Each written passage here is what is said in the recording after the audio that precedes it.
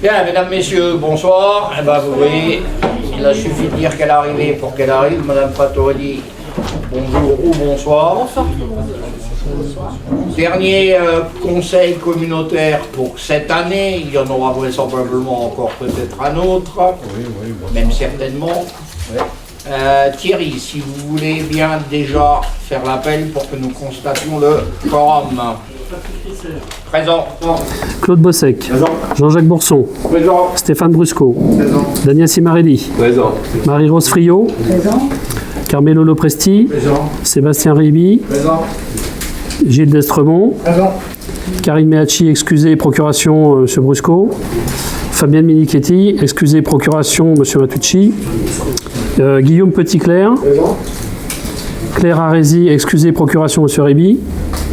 Judicaël Baudet. Présent. Sarah Boumedine. Absente. Hélène Canzerini Salvador, excusez, procuration Madame Cougouille. Christian Sandeki. Présent. Marie-Ange Cougouille. Présent. Antoine Falchi. Présent. Viviane Fattorini. Présent. René Félicie. Présent. Bruno Guillotin. Présent. Valérie Justin Mérus, excusez, procuration M. Bourson. Éric Jacquin. Absent. Ingrid Jolia. Présent. Gérald Matucci. Présent. Myriam Narcisi. Présent. Daniel Petroscas. Présent. Frédéric Pocran. Absent. Paola Spagnol, excusez, procuration M. Destremont. Pierrick Spisac. Présent. Et Johanna Strache, procuration M. Falchi. Secrétaire de séance, Stéphane Brusco. Bon, voilà. Bien. Vous entendez que j'ai la voix un peu tapée. Voilà. J'espère que mes cordes vocales m'accorderont du crédit encore pendant l'heure et demie ou les 2 heures qui viennent, puisque l'ordre du jour est un peu chargé. Avant que nous ne passions au premier point de l'ordre du jour, quelques informations ou quelques rappels, si vous le permettez. Une bonne nouvelle d'abord, puisque le comité syndical de Moselle-FIP s'est réuni lundi dernier. Je confirme ce que j'avais laissé entendre, les communes d'Audintiche et de Russange n'auront rien à payer concernant le déploiement de la fibre chez eux. C'est-à-dire que le prix de la prise ne dépassera pas les 400 €. Donc, bonne nouvelle pour eux, sachant que nous attendons les documents qui nous précisent tout ça et que dès lors que nous les aurons, nous entamerons aussi rapidement que possible les procédures de remboursement des communes qui ont déjà donné un peu plus qu'il n'était nécessaire. Deuxième bonne nouvelle, le retour sur investissement. Vous savez qu'on le vote tous les ans à la prise. Et passera au budget, ça a été décidé au moment du ROB hier, à 15 €. Nous étions à 13,5 €. 15 €, ça fait 1,5 € de plus par prise. Sachant que jusqu'à présent, il y en avait à peu près 5 000, je ne vais pas le dire. Mais, autre bonne nouvelle, celle d'Audintiche et de Russange, il y aura le retour sur les investissements dès cette année. Ce qui veut dire qu'au mois de septembre, on touchera l'équivalent de 15 € pour environ 10 000 prises, je n'ai pas tout à fait en tête. Donc ça, c'est une bonne nouvelle pour le budget. Mais en fait, c'est ce qui permettra de couvrir les annuités des emprunts. Mais grosso modo, Sébastien, je n'ai pas refait le calcul, mais en gros, on couvre nos emprunts dans la totalité. Ce qui fait donc que l'investissement que nous avons pu faire, avec le retour sur investissement, en termes de remboursement de dette, ne nous coûtera plus rien. En complément, pour être précis, 67 000 € de remboursement annuel pour la première période, c'est-à-dire les communes qui ont souscrit à la fibre à l'époque, et 87 000 € liés à Russange et Audintiche. À 15 €. À 15 €. Ce qui faisait aujourd'hui, ça c'est les emprunts, nous avons une recette de 163 545 à 15 € la prise, et donc on sera bénéficiaire sur le sujet de la fibre. C'est une belle opération. Ah oui. Sachant qu'en fait, quand on dit qu'on rembourse les emprunts, c'est une moyenne sur l'ensemble des intercos. Toutes n'ont pas emprunté aux mêmes conditions au même moment. Certaines vont gagner un peu, mais en tout cas, il n'y a pas d'interco mosellane qui perdra. Hein. Voilà. Donc c'est plutôt une bonne nouvelle pour tout le monde, sachant que ces 15 € sont maintenant garantis pour les années à venir sur les 10 ans qui viennent, mais qu'on n'augmentera plus. Ce qu'on fera, c'est que s'il y avait des bonus, on les mettra de côté pour assurer ces 15 € jusqu'à la fin de la DSP. Donc, c'est quand même pas si mal. Le calendrier des collectes, Stéphane, si tu veux bien faire une rapide information. Est-ce que, Monsieur le Président, Oui. je peux prendre la parole par rapport à ça? Si vous souhaitez, oui. Donc oui, effectivement, donc on a vu au comité syndical de Moselle Fibre que sur les 400 €, la prise qui a été investie par l'Interco, aujourd'hui on en est déjà à 76 € de remboursement à peu près. Hein, c'était ça, à peu près 76 € de remboursement. Et au nom de la commune d'Audaltiche, je souhaite remercier vivement le président pour sa contribution sur ce dossier, parce qu'elle a été quand même déterminante, et sa présence et son engagement auprès de Moselle Fibre. Enfin, je souhaite vraiment vous féliciter, Monsieur le Président, pour votre engagement. Merci madame. De même pour vous, Sange. Merci Monsieur Jean-Jacques. Et d'ailleurs, et dernière bonne nouvelle aussi, puisque ça a été publié, le dernier comité technique qui s'est réuni pour la fibre à Villerume est là déployé par Orange. Vous êtes à 97% dans le déploiement, sauf erreur. C'est au-dessus de la moyenne nationale. Sans échec, c'est des chiffres qui ne sont pas nécessairement atteints. Et donc en fait, on pourra dire que depuis 2014, nous aurons fait en sorte que l'ensemble du territoire soit couvert par la fibre. Parce que je rappelle quand même qu'on est membre fondateur de Moselle Fibre, ce qui à l'époque n'allait pas de soi. Bien, bah écoutez, merci Madame Fattori, merci Jean-Jacques. Juste pour bien expliquer que pour Villerume, le pourcentage qui manque, c'est pour les syndics de copro qui ont soit refusé, soit qui n'ont pas répondu, sinon on serait aussi à 99,9% comme Oui, tout à fait, mais dans tous les cas, on a encore ce type de soucis en Moselle dans certaines intercos, et Fabien n'est pas là, mais on a réinterpellé, mais bon, il y a une propriétaire qui refuse un boîtier sur sa façade, ça veut dire 5 maisons qui n'ont pas. Nous, c'est pareil. Et des syndics qui n'ont pas répondu, ça, il y en a encore, mais ça, c'est pas du fait ni des opérateurs, ni de Moselle Fibre. Et il y a des gens qui ont tendance à attendre, mais qui n'ont pas fait, par exemple, de demande d'abonnement.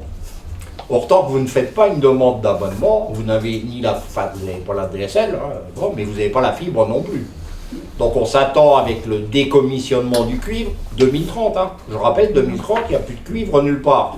Il y a des gens qui finissent par se dire, ouais, mais si c'est des raccordements longs, par exemple, que nous finançons à Moselle Fibre, oui, mais ils sont chers et ils sont droits à mettre en œuvre. Voilà, bon. En attendant, pour le territoire, c'est très bien, pratiquement tout le monde a la fibre. J'espère, parce qu'on est en train de voir, qu'on l'aura dans la crèche de Cordonne au mois de janvier. Parce que c'est déployé, mais pas nécessairement encore branchant. Mais bon, voilà. Bien, ce coup-ci, on y va. Merci, Pierrick. Patrick, une petite question. Oui. Si quelqu'un souhaite mettre la fibre aujourd'hui, Oui. d'accord, au niveau de la chambre, il y a le fourreau par lequel passe la DSL qui devrait servir à faire passer la fibre, qui est écrasé. Si c'est sur sa propriété à lui, il doit faire les travaux pour que la fibre puisse passer. Et si c'est sur le domaine public, alors il faut qu'il se retourne vers le domaine public pour voir ce que peut faire le domaine public. et en aucun cas, Moselle Fibre n'intervient plus là-dessus. Ah non. Non. Ça fait partie aussi de quelques échecs de raccordement qui sont dus soit aux particuliers parce qu'il y a eu des mouvements de terrain et qu'il n'a pas vérifié avant que ça passerait, soit sur le trottoir lui-même, il y a eu des travaux, il y a eu des choses comme ça. Mais ce qu'on peut faire éventuellement dans ces cas-là, c'est signaler à Moselle Fibre qu'il y a une difficulté et ils regardent s'ils peuvent faire quelque chose. Ça, on peut toujours tenter. D'autres interventions? Stéphane, ce coup-ci, c'est à toi. C'est pour vous parler d'application téléchargeable, bien sûr, sur l'Apple Store et sur Google Play, l'application de la CCPHVA, sur lequel vous avez, au niveau de l'environnement, vous avez tout ce qui concerne les services de collecte, les consignes de tri, les points d'apport volontaire, les notifications de collecte. Vous pouvez renseigner votre adresse mail et dessus avoir un rappel pour savoir si votre poubelle est pleine de manière à la sortir. Report des jours fériés, comme vous savez, à partir du 1er janvier, il va y avoir un report des jours fériés, c'est-à-dire si le jour férié tombe le mardi, celui qui devait être collecté le mardi sera collecté le mercredi, celui qui devait être le mercredi, le jeudi, vendredi, donc c'est décalé d'une journée. Donc c'était aussi une des demandes, donc ça va être mis en place à partir du 1er janvier. vous avez la possibilité de télécharger par commune l'ensemble des jours de collecte sur le site internet de la collectivité, la CCP-HVA. Je vous invite à y aller et vous aurez un calendrier qui sera personnalisé en fonction des communes. Donc voilà, l'application téléchargeable, je vous invite tous à la télécharger. Dedans, il y a toutes les consignes de tri, tous les jours de collecte et tous les renseignements possibles, en tout cas, sur la CCP-HVA et sur l'environnement en particulier. Et ça fonctionne, et pour ceux qui avaient téléchargé à un moment, il y a une mise à jour qui a été faite récemment. Donc pensez à charger la mise à jour qui vous permettra ces services.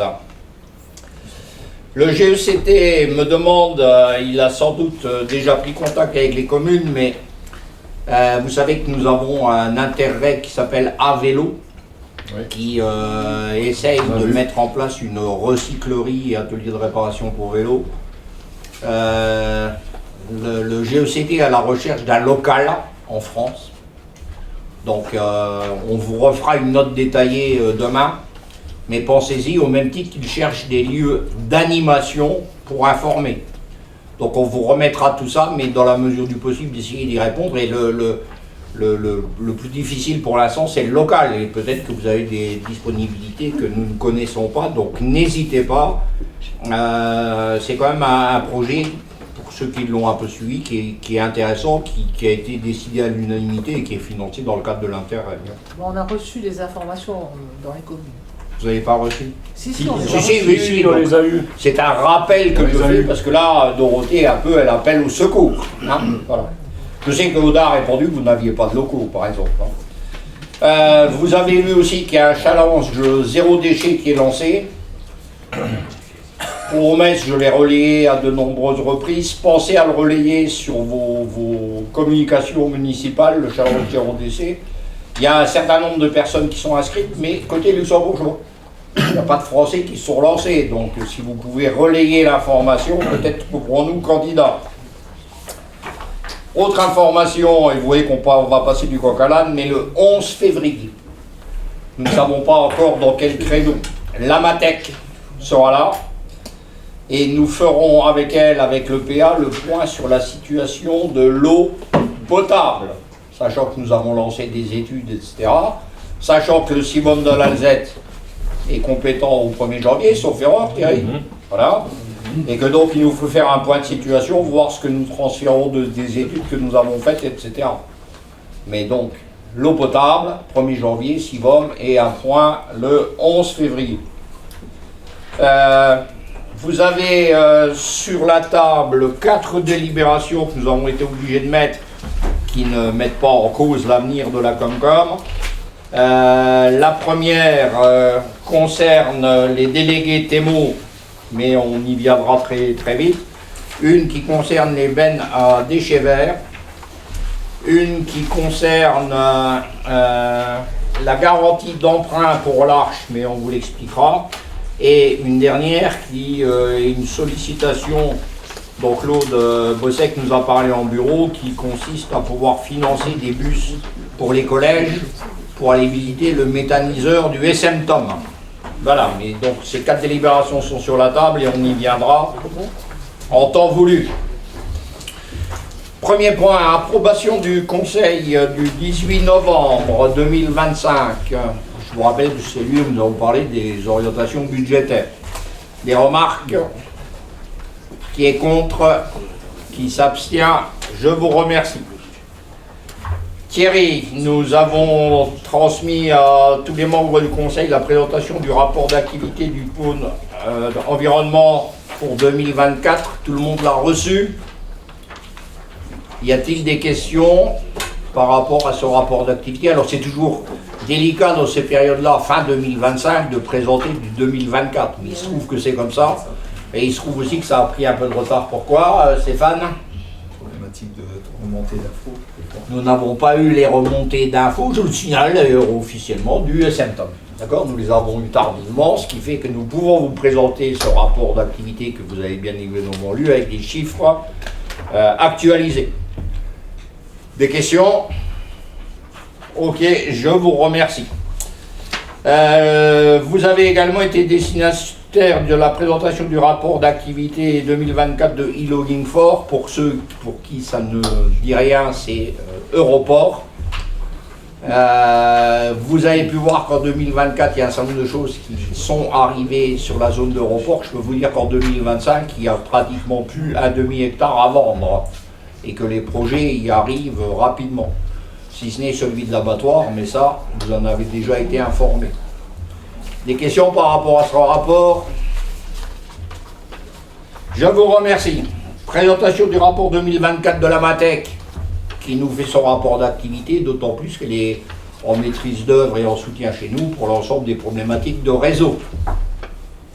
Pour ce rapport, pas de remarques, je vous remercie.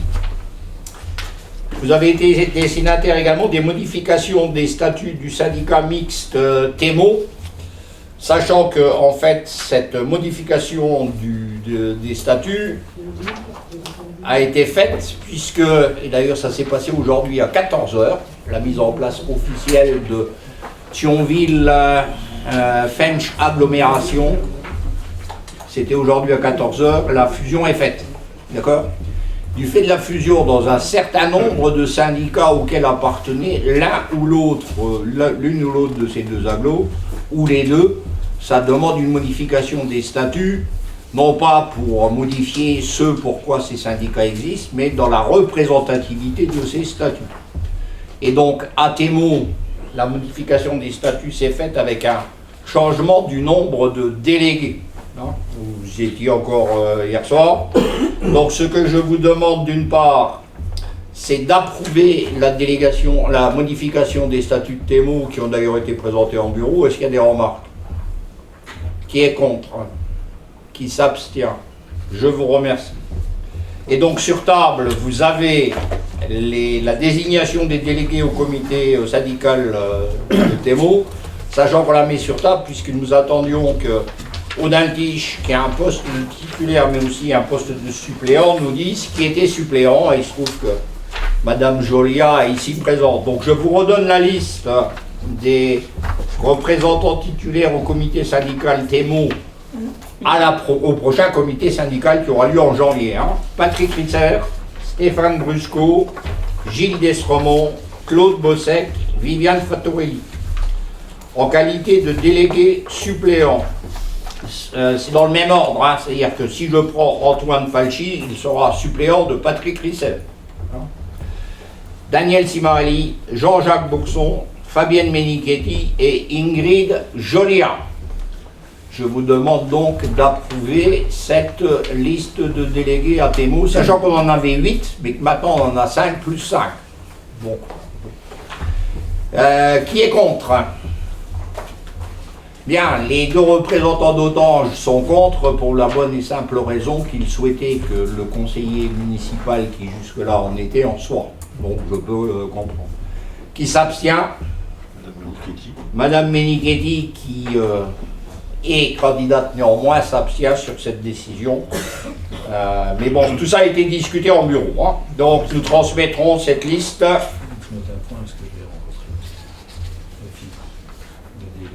Oui. Oui, non, mais vas-y, si tu veux prendre la parole, n'hésite pas. J'ai rencontré hier le délégué d'Autange à TEMO qui aurait aimé continuer. Et après la discussion au bureau, on pensait que le représentant devait être un représentant du conseil communautaire. Et il est logique qu'un représentant dans un syndicat soit un membre du conseil communautaire. Donc le choix a été fait en sachant que dans 3 mois il y avait les élections. Dans tous les cas, il ne se représente pas aux élections, donc il n'y avait pas d'obligation par rapport à ça, et il parlait de l'ancienneté des villes d'Autange et de Boulanges pour la représentation, en tout cas à TEMO. Il faut savoir qu'aujourd'hui ça ne concerne pas seulement les villes d'Autange et de Boulanges, ça concerne l'ensemble des Mosellans. Puisque nous avons pris la compétence mobile. Voilà, donc c'est aussi pour ça. Après que la représentation soit faite par un conseiller communautaire, je pense que c'est tout à fait logique puisqu'il représente la communauté de communes. Donc voilà pourquoi le choix a été fait en bureau et c'est tout. Bien Thierry, vous avez noté le résultat du vote. Je vous remercie. Eh bien Claude, je vais encore faire le point 7 des finances. Pardon Viviane, oui. Je voulais juste ajouter une petite information par rapport justement au comité syndical qui s'est tenu hier. J'ai rappelé le fait que le TAD ne correspondait pas du tout aux attentes des élus que nous sommes et de notre population. Et il nous a été reprécisé que le TMO travaillait étroitement avec la région pour pouvoir avoir des lignes régulières et ne pas entrer en concurrence avec les lignes de la région, et qu'il reviendrait vers nous prochainement pour la réunion publique. Voilà, ce que je vous avais déjà dit, mais donc qui a été confirmé officiellement hier. Donc voilà, je pense qu'avec ce transfert d'un certain nombre de lignes de la région à TMO, avec compensation financière de la région, devrait aboutir à quelque chose qui sera peut-être pas la panacée universelle, mais en tout cas de plus satisfaisant que ce qui existe maintenant. Ah, voilà, et puis peut-être même avant, on le saura dans le courant janvier, en tout cas assez rapidement. Merci pour votre intervention. Nous allons d'abord, parce que c'est une obligation et que voilà, présenter l'état récapitulatif des indemnités perçues par les élus pour les années 2024 et 2025.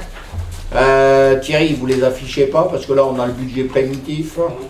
On a des soucis de projection? Non, mais je sais pas. D'accord, ok. Tout le monde les a bien reçus? Il y a le tableau derrière. Vous avez le tableau, sachant que ces indemnités ne sont que les indemnités perçues par les élus de l'Interco dans le cadre de leur mandat de l'Interco. D'accord? On ne demande pas les indemnités ni des maires, ni des représentations des communes dans d'autres syndicats. Bien, Claude, je pense que ce coup-ci, avec Sébastien, c'est à vous, et nous allons passer au point 8, ajustement des autorisations de programme et des crédits de paiement. Sébastien pensait qu'il faut un peu élever la voix lorsque vous prenez la parole. Moi, j'y arrive encore, je ne suis pas sûr que j'arrive au... Claude, Sébastien, à vous de... C'est Sébastien qui prend l'ajustement des autorisations sur le programme des crédits de paiement. Sébastien. Et après, je reprendrai. Libération annuelle qui précède toujours le vote du budget. On ajuste les autorisations de programme. Il y en a 1, 2, 3, 4 sur l'ensemble des budgets de la CCP-HVA. La première, c'est le déploiement de la fibre optique. On en a parlé tout à l'heure. Et c'est pour ça que le tableau n'est pas juste, forcément, parce qu'on attend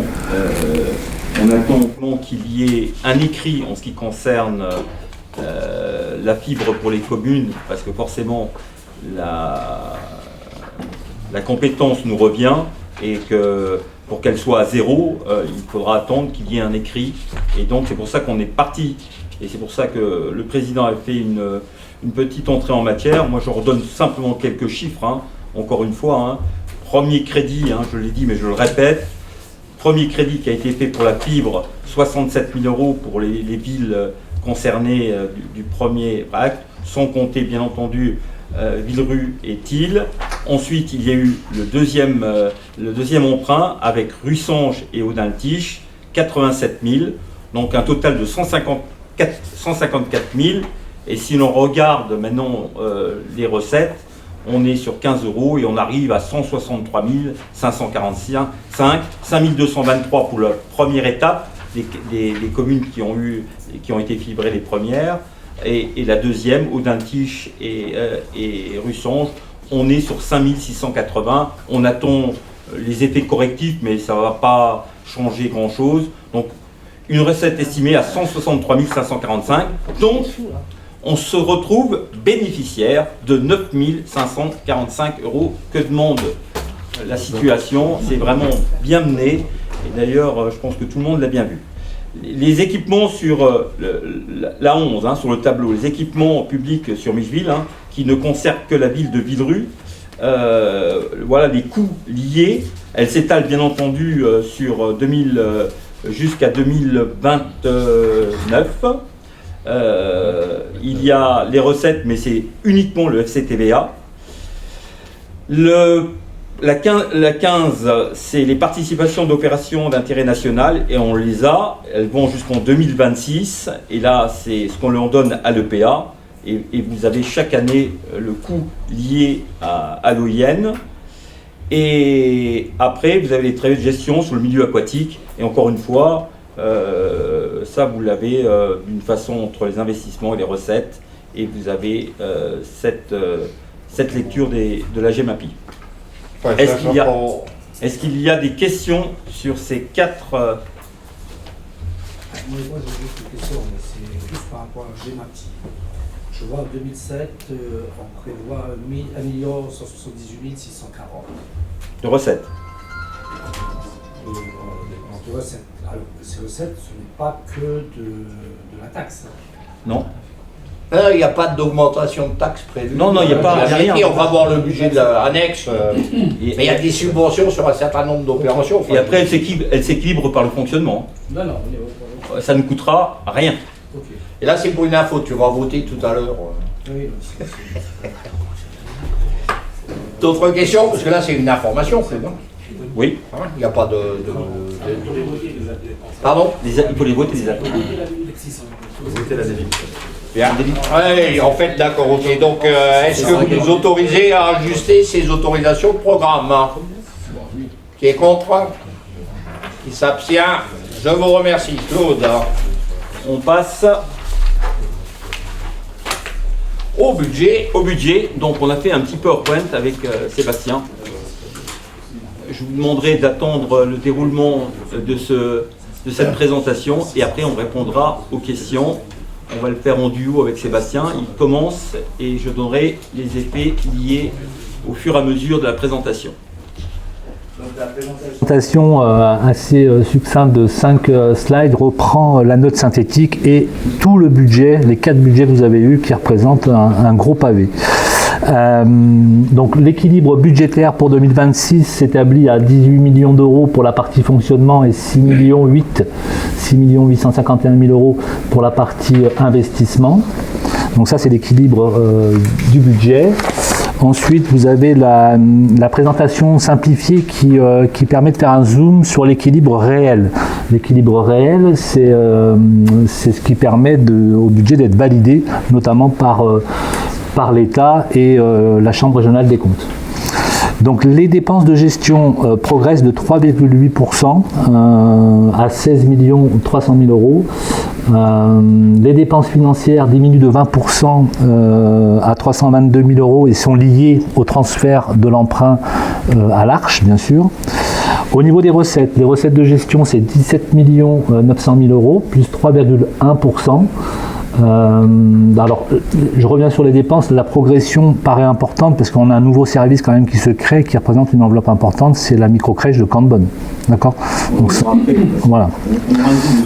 Donc, l'écart entre les recettes de gestion et les dépenses de gestion, c'est ce qu'on appelle l'autofinancement brut, d'accord, l'épargne brute.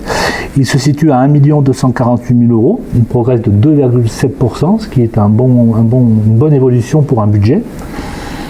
Cet autofinancement, on le retrouve en recettes d'investissement, d'accord, 1 248 000, et vous constatez que ce chiffre est supérieur au remboursement du capital de la dette. C'est ce qu'on appelle l'équilibre réel du budget, d'accord. Ouais. Le remboursement de la dette, donc 1 120 000 euros. Au niveau des recettes, on a les dotations, subventions, fonds de compensation de la TVA, recettes d'investissement propres de 1 056 000 euros. On inscrit un emprunt prévisionnel d'équilibre de 3 700 000 euros, j'y reviendrai après, pour équilibrer les dépenses d'équipement qui ont été arbitrées et le reversement des subventions liées à la fibre, d'accord, qui représente 1 million d'euros. J'ai voulu les séparer parce que c'est quand même du reversement de subventions et pas de la dépense d'équipement. Voilà l'équilibre réel du budget. L'emprunt prévisionnel d'équilibre, c'est un emprunt prévisionnel d'équilibre. Donc comme c'est inscrit dans la note synthétique, ce chiffre sera ajusté à la baisse en fonction des résultats 2025 qui seront repris au budget supplémentaire en juin 2026 avec la nouvelle équipe intercommunale. Pour les faits marquants de la session de fonctionnement, je vais laisser la parole à Claude, mais juste avant, je détaillais peut-être la partie en rouge. Donc vous savez que le projet de loi de finances est toujours en cours de débat au sein de l'Assemblée nationale, mais pour l'instant, nous on partirait sur une diminution des ressources de 86 000 euros liées à la baisse du SPIC, de la limitation de la progression de la TVA, la baisse des dotations. Et on a un autre item assez important, c'est la hausse des dépenses de traitement, mais ça, on le répète chaque année, donc c'est 86 000 euros de plus qui impactent le budget. Voilà pour la partie compliquée du budget. Je laisse la parole à... Si on fait un zoom un petit peu sur les micro-crèches à Villerue, les ressources mobilisées de 66 000 euros. En plus, il y a une augmentation du nombre de places de la crèche d'Audin-le-Tiche. Tout ça, et je remercie encore Marie-Rose avec son équipe et Stéphanie Masselli qui travaille d'arrache-pied parce que l'ouverture c'est le 5 et il faut trouver encore l'organisation finale parce que c'est pas simple entre les problèmes liés à Enedis, les problèmes de mise en route des équipements, c'est pas simple. J'ai été ce matin, quand même, ça mais c'est pas simple, c'est pas une mais on peut retenir les délais du 5 et on a même de l'électricité, Claude. Oui, absolument.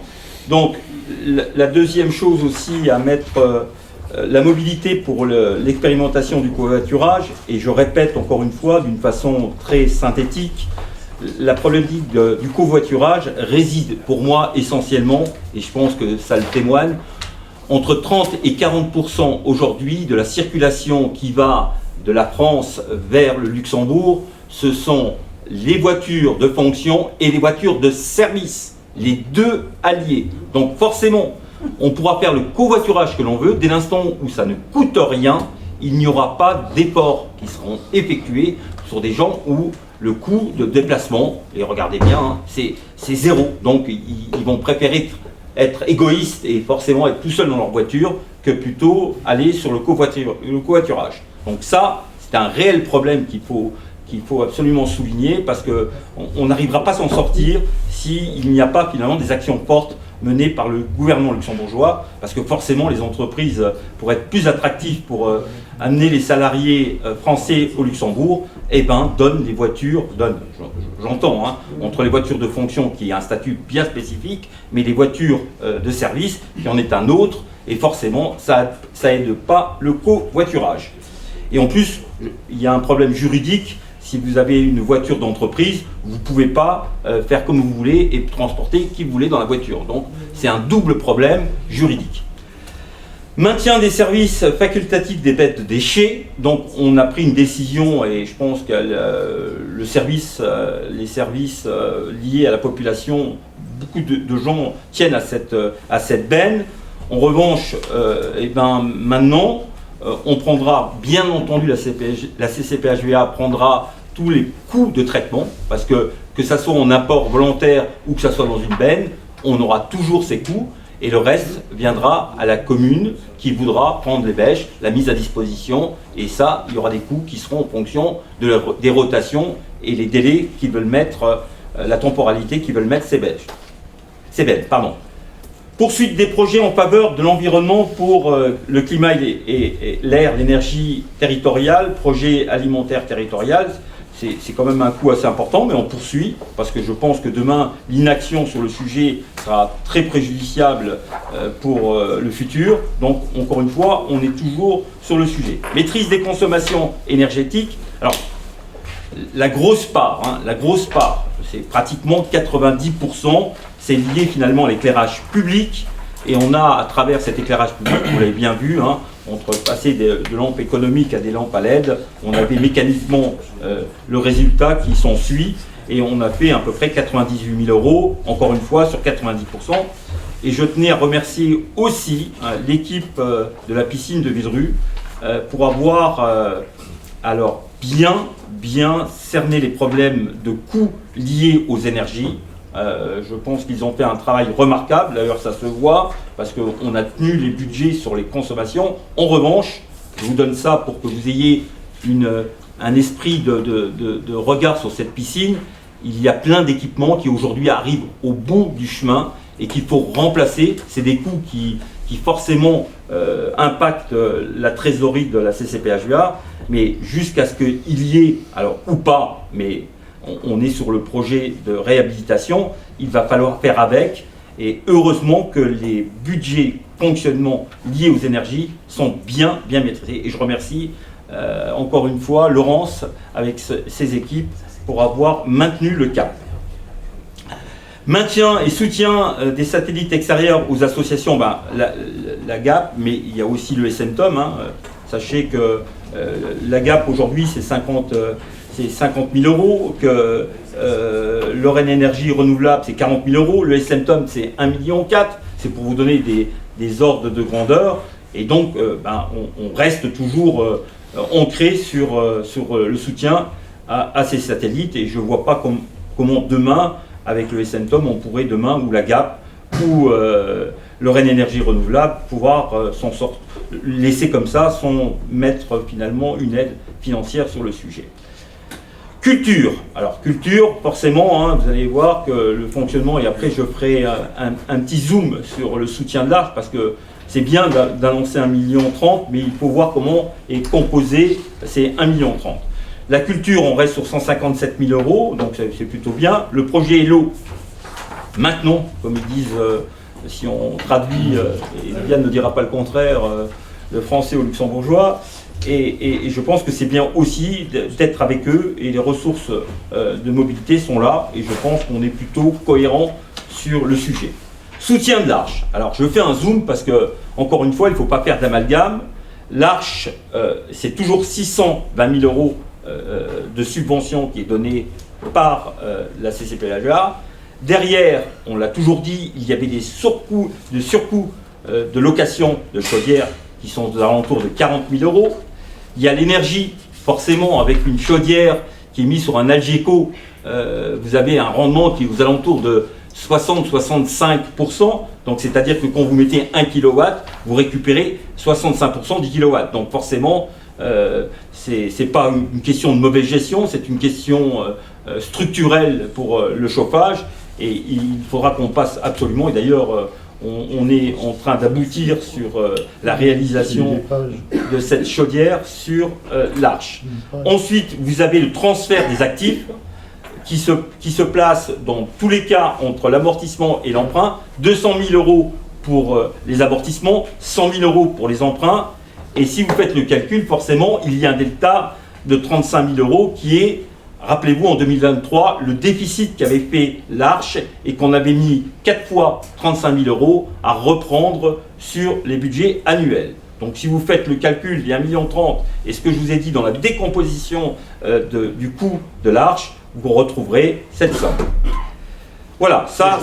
Juste 2 secondes, Claude. Vous avez d'ailleurs en point 26 la convention de contrainte de service public avec l'Arche qui reprend ces chiffres que vient d'annoncer Claude. Oui, mais plein de choses sont déjà nouées finalement à des délibérations, et c'était afin qu'il n'y ait pas trop de questions. Oui, non, mais ça veut dire que c'est des choses qui auront déjà été explicitées pour ce point 26. Absolument. Donc voilà pour ce qui est, et on pourra revenir après, on laisse finir le déroulé. Je redonne la main sur la section de fonctionnement et la présentation fonctionnelle des dépenses à Sébastien. Et on a chaque année, donc on met la présentation fonctionnelle, en gros c'est la présentation des dépenses de fonctionnement en fonction des politiques publiques. Donc la plus importante c'est l'environnement. Donc quand on dit environnement, en fait c'est les ordures ménagères tout simplement. Donc on est à 5 800 000 euros. Pas que, il y a d'autres petites dépenses environnement, mais voilà, la principale dépense c'est la collecte et le traitement des ordures ménagères. L'action économique et le tourisme représentent 222 000 euros. L'aménagement du territoire, habitat et sécurité représente 813 000 euros, dont les aides versées aux habitants pour la rénovation énergétique. Santé et action sociale, qu'est-ce qu'on met là-dedans? On met la petite enfance principalement, avec 2 millions d'euros. Culture, vie associative, sport et loisirs, dedans il y a l'Arche par exemple. Vous avez la piscine intercommunale aussi.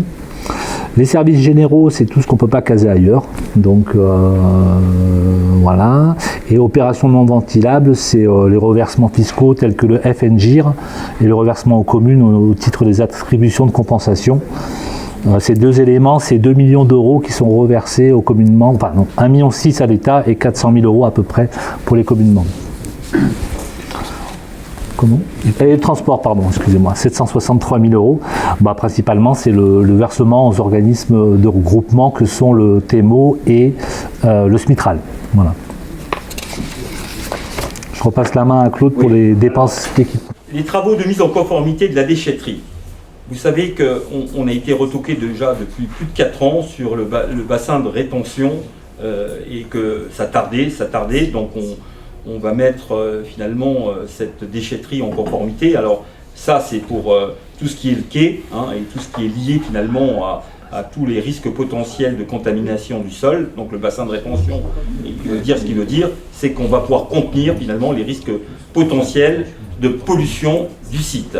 Après, dans les bâtiments, il y a aussi tout ce qui est conformité, et notamment lorsqu'on met des camionnettes, on doit contrôler l'air, et donc là aussi on a été retoqué, et il va falloir se mettre en réglementation, conformité, réglementation sur la déchetterie. Je pense qu'ils ont été assez sympas d'attendre. Là, je crois qu'on peut envisager de mettre tout ça en ordre. L'aménagement du territoire et la politique de l'habitat, PLUH, alors on a mis 300 000 euros. Encore une fois, on part sur une hypothèse liée un petit peu avec un historique. On ne sait pas si ça va être 300 000, 350 000 ou 400 000, mais en tout cas, on a mis une somme de 300 000 pour ce PLUH. L'amélioration de l'habitat. Je reviens sur l'amélioration de l'habitat parce qu'on a trop vite enterré à travers les communes tout ce que l'on pouvait apporter pour les gens qui faisaient des travaux, de ravalement, des travaux liés finalement. Et encore une fois, je répète que cette somme qui est liée pour aider les gens à inciter et de faire des travaux n'est pas financée par les communes aujourd'hui. Elle n'est pas financée par les communes. Elle est essentiellement financée par la CCPHVA. C'était mon coup de gueule il y a 2 ans. Elle est encore présente. Alors on a fait monde honorable parce que quelque part l'intérêt général prédomine, mais encore une fois, elle n'est pas financée par les communes.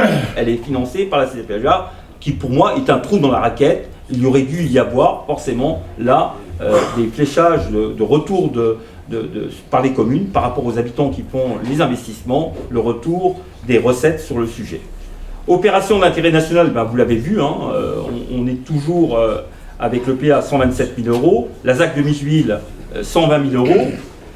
La prévention des inondations, des sécurités, les travaux de GEMAPI 540-780, elle est plutôt bien. Après, la sécurité des bâtiments privés, c'est bien souvent lorsqu'il y a des litiges, lorsqu'il y a des problèmes, on doit bien être en capacité. D'ailleurs, la Cour des comptes nous sommet un petit peu à prendre des prévisions pour ne pas avoir à gérer cette situation s'il y avait finalement des impayés. Et donc, on a prévu là aussi une somme de 100 000 euros pour prévoir finalement les risques potentiels sur le sujet. Des litiges et des dossiers délicats, on en a quand même quelques-uns. Absolument. Politique de l'énergie et l'éclairage public, on ne revient pas sur là-dessus. Luminaire solaire avec les télégestions à 420 000, l'installation du photovoltaïque 130 000, le renouvellement des équipements et des véhicules. Et là encore une fois, rappelez-vous que le véhicule, on l'a financé à 2 étapes. La première étape qui était l'année dernière, et cette année c'est la dernière. Donc on aura payé le véhicule d'ordure ménagère définitivement pour 2026, donc de 133 000 euros. L'équipement structurant de la piscine intercommunale, c'est les études qu'on est en train de réaliser. On est en train de mettre en place forcément des scénarios qui permettent aujourd'hui, encore une fois, je redonne les ordres de grandeur, c'est de partir sur une hypothèse de réhabilitation assez structurante pour qu'elle dure entre 10 et 15 ans. Donc, on fait ces études, il y a des scénarios, bien entendu qu'il y a forcément des inquiétudes, c'est pas simple quand on est de la réhabilitation aussi forte, avec aussi une contrainte, et j'espère que les gens qui seront au conseil communautaire au prochain mandat suivront cette trajectoire, c'est qu'on ne veut pas laisser les écoles, les associations, dans une espèce de manque de clairvoyance sur leur activité. C'est pour ça qu'on a demandé, à travers ces scénarios, de pouvoir avoir des fermetures de maximum 4 mois. Je vous donne l'exemple très simple qui a été pris. On ferme à partir du mois de juin et on ouvre en septembre. Ça permet, encore une fois, d'exercer pour les associations leur activité, pour les écoles apprendre à nager, sans qu'il y ait une année constante de manque de services. Donc ça, c'est plutôt quelque chose qui est en train d'être accepté par le bureau d'études, mais encore une fois, on y travaille et je remercie tous les gens qui contribuent à cette étude, parce que voilà, je pense qu'on est assez structurant pour que ça puisse voir le jour. Crèche Domès, forcément, la crèche Domès aussi, c'est quelque chose qui donnera encore une fois une structuration pour la petite enfance. Et je ne vais pas parler à Marie-Rose dans l'état où est aujourd'hui la crèche il faut absolument investir pour pouvoir... C'est une urgence. C'est une obligation. Une obligation. C'est une urgence. Donc, voilà, on a fait le tour de la dépense des équipements. Sébastien, on a terminé. Maintenant, s'il y a des questions, comme vous avez bien finalement joué le jeu, on est prêt à répondre s'il y a des questions sur la présentation du budget primitif. Ce qu'on peut rajouter, c'est qu'il respecte ce qui a été discuté dans le débat d'orientation budgétaire et que c'est un budget particulièrement prudent compte tenu du fait que nous ne savons à peu près rien de ce qui nous attend, si ce n'est que ce ne sera pas drôle. Voilà. Donc, je vais dire, quelle que soit la sauce à laquelle on sera mangé d'ici peu ou pas, d'accord, ce sera maintenant ou ce sera je ne sais pas quand, normalement on devrait pouvoir subir ces aléas. Et puis, une fois que tout ça sera régularisé, écoutez, dans le cadre du mandat suivant, il y aura possibilité évidemment de faire des budgets rectificatifs et peut-être de dépenser un peu plus si les nouvelles sont bonnes. Mais je pense qu'on restera dans ce type de matrice et on ne peut que regretter d'ailleurs cette décision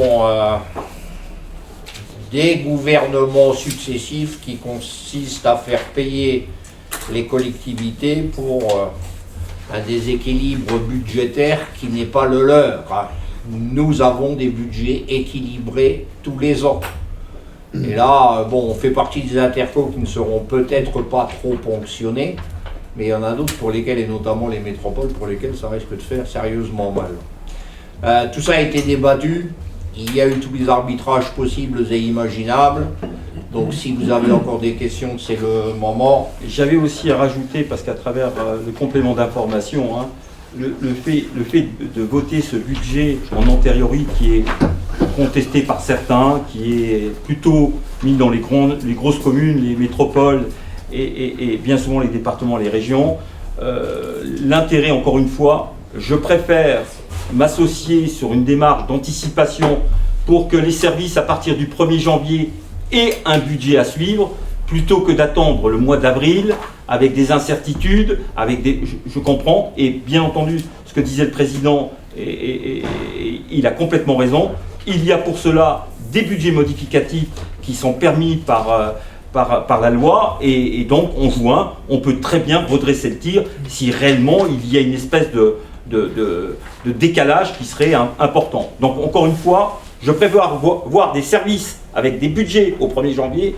plutôt que des gens entre janvier et avril sans budget. Voilà, c'était simplement une question que bien souvent les gens se posent en disant « ouais, mais on attend les dotations pour faire les budgets ». Je suis désolé, pour moi, l'anticipation, c'est prévoir, et je pense qu'on est plutôt dans le bon sens. Chez les collègues des autres intercos, la question commence à se poser pour le prochain mandat.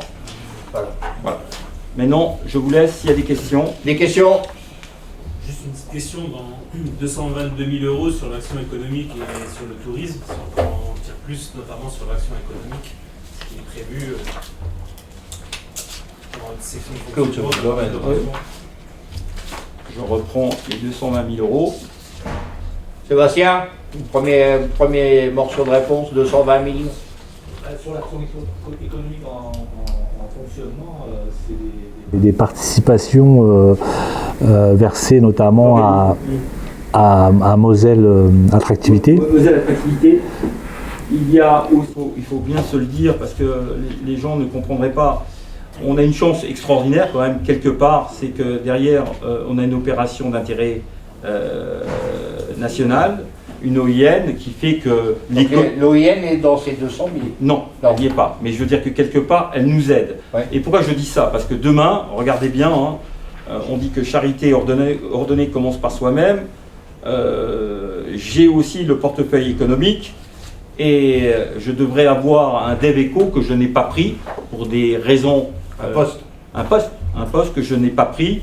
J'ai préféré encore une fois gérer ça un peu plus de façon macro avec ma structuration venant du monde économique et je m'en trouve pas plus mal. Après, il y a des problèmes racinaires. Alors encore une fois, les 220 000, et j'élude pas la question, c'est bien souvent des relayages qui sont faits à travers des organismes qui nous permettent aujourd'hui d'exister. En revanche, je tiens à le dire parce que c'est une partie aussi politique qui m'intéresse fortement. Quand je vois aujourd'hui comment se situe notre bassin de vie, qu'on regarde finalement derrière tout ça un problème qui est structurel, nous avons le taux de chômage un peu plus important que le national. Et quand on regarde pourquoi, ben forcément, tous les gens qui sont aujourd'hui liés à un manque de formation, qui sont un peu en décalage avec finalement le marché, eh ben, ne sont pas pris par le Luxembourg. On se retrouve finalement pieds et mains liés avec ce sujet lié à ces gens qui n'ont pas de travail, et derrière, tous les gens formés partent. Alors, je ne vais pas encore vous expliquer, et que tout le monde connaît, l'attractivité luxembourgeoise nous met des sérieux bâtons dans les roues, ne serait-ce juste pour vous donner 2 chiffres. Charge patronale luxembourgeoise 1,13, charge patronale selon les conventions collectives en France 1,55. Donc vous voyez bien que la lutte liée à travers l'inégalité des charges fait qu'aujourd'hui c'est très difficile à pouvoir mettre des entreprises avec le pied à l'étrier et c'est un peu compliqué. Alors moi je dis toujours, remettre des commerces, ça n'apporte pas une espèce d'accroissement, un accroissement économique. Il n'y a que l'industrie qui peut permettre à pouvoir établir finalement la structure de développer. Et je vois mal aujourd'hui, à moins que je me trompe, comment une industrie, avec ces paramètres que l'on a, avec des viviers de travailleurs qui vont plutôt, quand ils sont formés de l'autre côté, j'ai du mal à concevoir comment on va faire. Ça, c'est la première étape. Et la deuxième étape, je reste très simple. Bien entendu qu'on a des commerces de proximité qui se font, on a des chaînes qui arrivent, nationales qui vont arriver, le grand frais. Ça ne fait que partager le gâteau. Alors on a une chance extraordinaire, c'est que la démographie augmente. Donc on dit, le gâteau aussi a une répartition avec une démographie qui augmente. Mais elle ne sera jamais à la hauteur de rendre finalement l'économie attractive.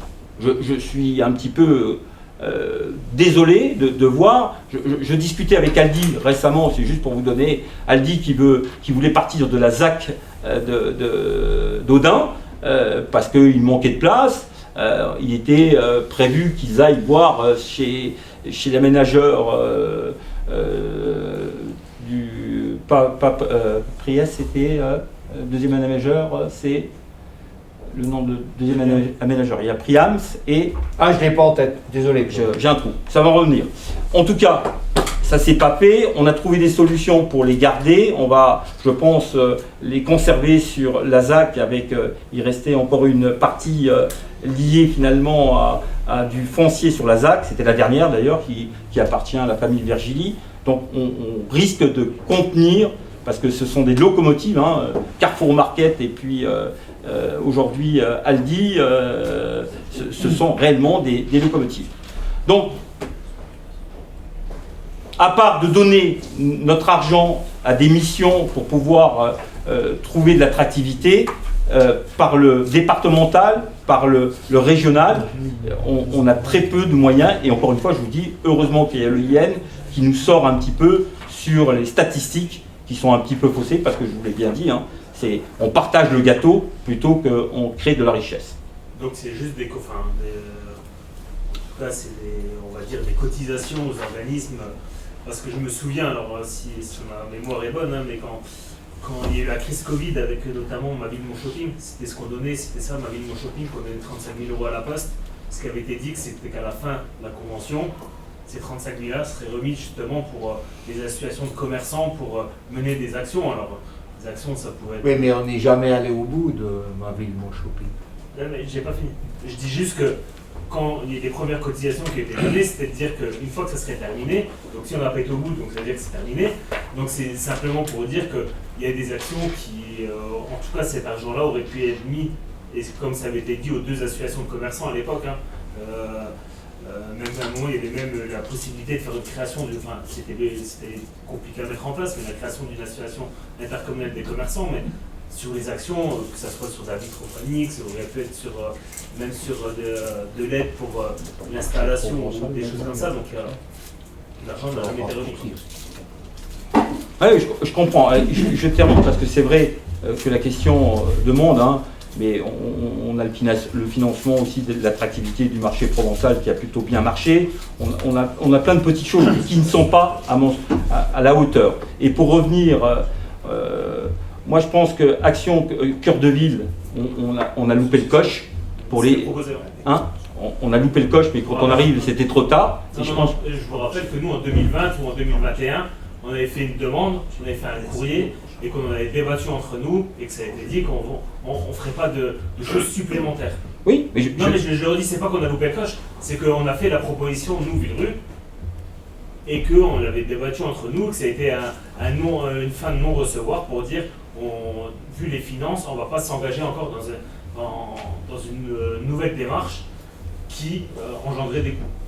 Mais je vous rappelle qu'on peut retrouver le courrier, c'est 2021 ou fin 2020 qu'on avait fait le courrier à la CCPHVA pour entrer dans le dispositif Action Cœur de Ville. Alors, et encore une fois, même si on pouvait le faire, vous savez que c'est Action Logement qui est le grand financier de cette action, et encore une fois, vous savez très bien qu'Action Logement, c'est un collecteur aujourd'hui à travers le 1%, et forcément, quand on regarde ce que donne aujourd'hui le 1% logement sur notre territoire, c'est peanuts.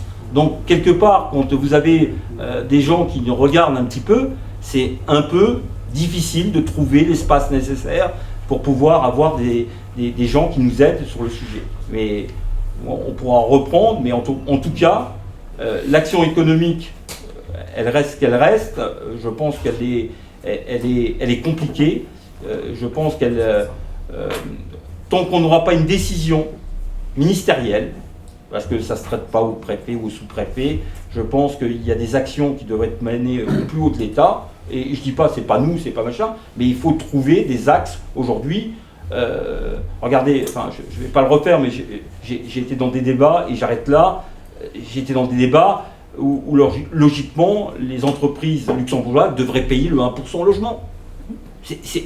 Chaque entreprise française, au-dessus de 20 personnes, aide à l'effort à la construction.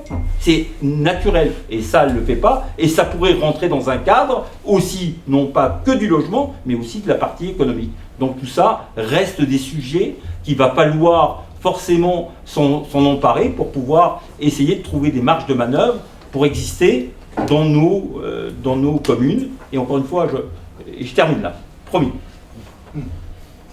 On est 75% de notre population qui travaille de l'autre côté.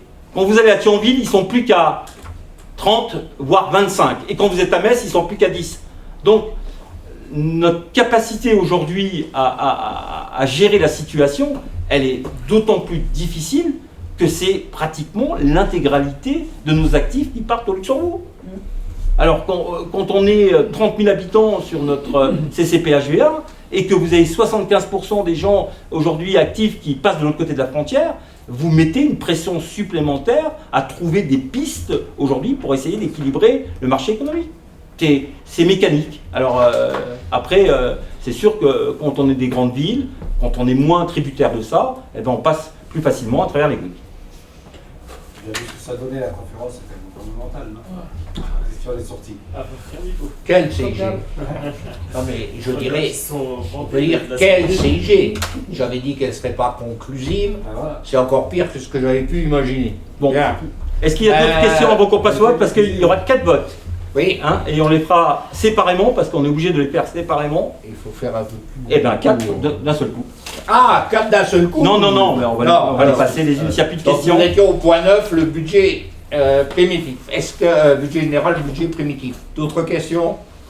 Donc, est-ce que nous pouvons approuver le budget primitif 2026 avec une section de fonctionnement à 11 614 562 euros et 5 millions et 5 500 295 en section d'investissement? Qui est contre?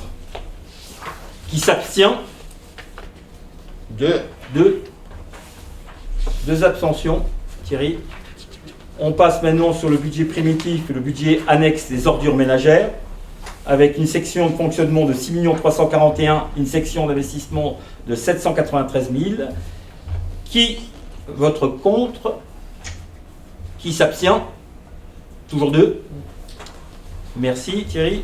Ouais, moi je veux juste faire une remarque, de manière générale, aujourd'hui on s'aperçoit que les budgets de fonctionnement deviennent de plus en plus élevés par rapport au budget d'investissement. Donc ça prouve une chose, ça prouve que déjà, il y a tout qui augmente, les fluides, enfin tout ce qui... Voilà.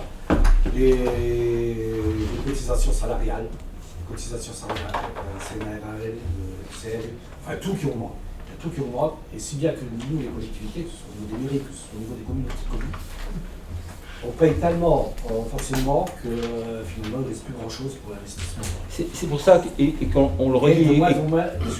Des investissements de moins en moins subventionnés. Oui, mais et je répète, hein, et je le dis, et je pense que ça pourra prendre dans le marbre cette réaction, on peut l'inscrire. Je veux dire qu'on ne peut plus aujourd'hui faire des investissements sans qu'il y ait une incidence sur le fonctionnement. Et tu as raison, ta remarque elle est judicieuse. Je veux dire que quelque part, si on commence à investir et qu'il n'y a pas un temps de retour, alors vous allez me dire, après on est un petit peu, ben oui, on est dans une situation aujourd'hui où l'euro du contribuable, il doit être le mieux employé possible. Et qu'il y ait des priorités. Je n'ai pas dit qu'il fallait faire essentiellement que de la recherche sur la rentabilité. Je dis que simplement, pour avoir une ligne de flottaison, il faut investir avec la possibilité, je regarde la fibre, regardez, je vous parle de l'éclairage public, tout ça vous prouve bien qu'on peut faire, on peut cocher toutes les cases et retrouver des marges de manœuvre sous le fonctionnement. Non, mais regarde ici sur le budget annexe. Ah oui. 793 000 d'investissement pour 6 340 000 de fonctionnement. Ça crève les yeux. Quoi. Oui, mais le budget annexe, il est déjà... Vous avez 2 choses importantes à savoir sur le budget annexe. Il y a déjà une grosse partie, moi je comprends. Une grosse partie du SMTOM. Oui, non, mais il fait une remarque très générale qui peut d'ailleurs s'appliquer. C'est ni un reproche. Et cette remarque peut s'appliquer, j'imagine Antoine, à d'autres choses que ce budget annexe. Oui. C'est-à-dire que les collectivités, en général, actuellement, le fonctionnement augmente pour un tas de décisions qui ne sont pas nécessairement les nôtres. Hein. Et ça explique aussi les fiscalités qui augmentent. Voilà, c'est tout ce qu'on veut, et qu'avec ça, on investit, on est obligé de pleurer sur des investissements qui pourtant seraient nécessaires. Quand on voit comment on est obligé, par exemple pour la piscine, d'étaler les choses pour pouvoir y faire face, ça devient plus que préoccupant. Sachant que quand les collectivités investissent, elles donnent du travail en local, d'accord, et elles permettent au BTP de tourner, et elles permettent de... Si on n'investit plus, les entreprises qui étaient nos clients, écoutez, elles feront comme elles pourront, hein, ouais. Mais ça aura des incidents. C'est là que tu ne peux pas cautionner le discours que si la France elle est endettée, c'est parce que les collectivités... Ah non, mais je l'ai dit tout à l'heure. Hein. Et si les collectivités dépensent trop, c'est qu'on va aller chercher de l'argent sur les collectivités, on va diminuer les dotations, on va diminuer les subventions. Donc c'est un raisonnement absurde. Mais on est d'accord, on regarde bien aujourd'hui simplement la réglementation sur le biodéchet, ce qu'elle a occasionné sur un P0 bio, on est à 15,21, on va passer à 13, heureusement, à 13 € par habitant. Et ça, les ressources là, il faut bien les trouver quelque part. La deuxième chose qui est importante aussi à faire, c'est que la TGAP en En 2020, elle est à 25 €. En 2030, elle sera à plus de 100 €. Donc, quelque part, c'est du mécanique. Bon, qui c'est qui vote contre? Moi, je vote pas contre. Je veux juste rebondir sur la remarque, sur le fait que tu as dit on peut faire des investissements, mais qui n'impactent pas trop le fonctionnement. Il y a des investissements sur les mobilités douces, où c'est des investissements conséquents, mais la répercussion ou l'effet bénéfique, il ne va pas se voir financièrement tout de suite, il va se voir financièrement dans un spectre qui est plus loin, c'est-à-dire au niveau de la santé, au niveau des mobilités, au niveau de l'empreinte carbone. Mais là, c'est des choses qu'au jour d'aujourd'hui, on ne peut pas mettre de côté non plus. Hein. Même si on a peut-être pas les moyens, mais c'est des choses qu'il faut quand même garder sur la table et qu'il faut en prendre conscience. On ne peut pas avoir qu'une vision budgétaire. On peut pas avoir qu'une vision budgétaire ou monétaire sur ce qu'on doit faire. Ce que j'ai déjà dit d'ailleurs, on reviendra sur le PCAET tout à l'heure, mais il y a des choses qui effectivement ne se mesurent pas en retour financier, mais qui se retrouvent en qualité de vie, en termes de santé, en termes de la planète, quand est-ce qu'il fera trop chaud, etc. Et on ne peut pas... Alors ça, on ne le mesure pas ou on ne le met pas dans les budgets, mais quelque part, il devrait y avoir quelque chose qui équilibre les budgets par rapport à ça aussi. Mais ça, oui, ça doit se valoriser. Il y a des démarches qui permettent de le valoriser, mais ça ne fera jamais un rapport investissement-fonctionnement. Oui, mais demain et vous avez raison, il y a l'effet santé, mais le problème c'est que l'effet santé, normalement, on devrait être... il y a des certificats d'économie d'énergie, mais on pourrait avoir des certificats d'économie de santé. On pourrait, mais bon, et flécher ça sur la santé, parce que la mobilité douce fera qu'on améliorera les conditions aujourd'hui de la santé de nos gens. Mais tout ça, il faut discuter. Nous ne referons malheureusement pas le monde ce soir. Et si quelque part il faut encore mettre quelque chose en exergue, je tiens quand même, et là il y a la presse, il y a les caméras, il y a tout le monde, on nous a supprimé la taxe d'habitation. Et je ne peux que continuer à le regretter. Parce que finalement, nous faisons payer aux propriétaires ce que les locataires ne donnent plus. Et on nous l'a supprimé à un moment où pour nous, et là on revient sur les investissements, dans les schémas qu'on avait pu faire en termes de budget d'investissement pour la Comcom, quand on a commencé à les faire en 2016-2017, il y avait de la TA. Et il y avait de la taxe d'habitation qui augmentait puisque on voit tous les jours que ça construit. On a lancé un certain nombre de projets et on n'a plus eu de taxe d'habitation. Il faut qu'on vive avec. Et ça, je l'ai dit, je le répète, c'est le moment du budget, on peut le faire. Ça a été une mauvaise décision. L'impôt était peut-être injuste, mais le supprimer du jour au lendemain sans se demander les conséquences à terme, je ne suis pas sûr que ça a été la solution la décision la plus intelligente qui ait pu être prise. Maintenant, ceux qui ont économisé leur taxe d'habitation, très bien, ils peuvent être que contents. Et je voudrais dire aussi par rapport à ça que, par exemple, si on prend une commune comme Audun, la taxe d'habitation qui devait être compensée à l'euro près n'a été compensée qu'à 65%. C'est vrai. On va rester bloqué sur cette base-là, alors que notre population augmente, voire va doubler. Donc c'est complètement... C'est le cas pour la Comcom aussi. Enfin bon. Tu as raison. C'est bien le bloqué à 2019. Voilà. Oui, et même la dernière augmentation qu'on a proposée a été refusée. Donc voilà, bien. Bon, ceci expliquant cela, qui est contre au point qui est contre du budget annexe ordure, qui s'abstient. Nous vous remercions. Nous remercions. Dernière, c'est la GEMAPI. Donc avec la section fonctionnement de 121 000 € et l'investissement, et là c'est le contraire. Et là c'est le contraire. Et donc qui est... Hein, ouais. Rappelons que nous n'augmentons pas la contribution GEMAPI. Qui est contre? Qui s'abstient? Monsieur Guillotin et Michael Baudet.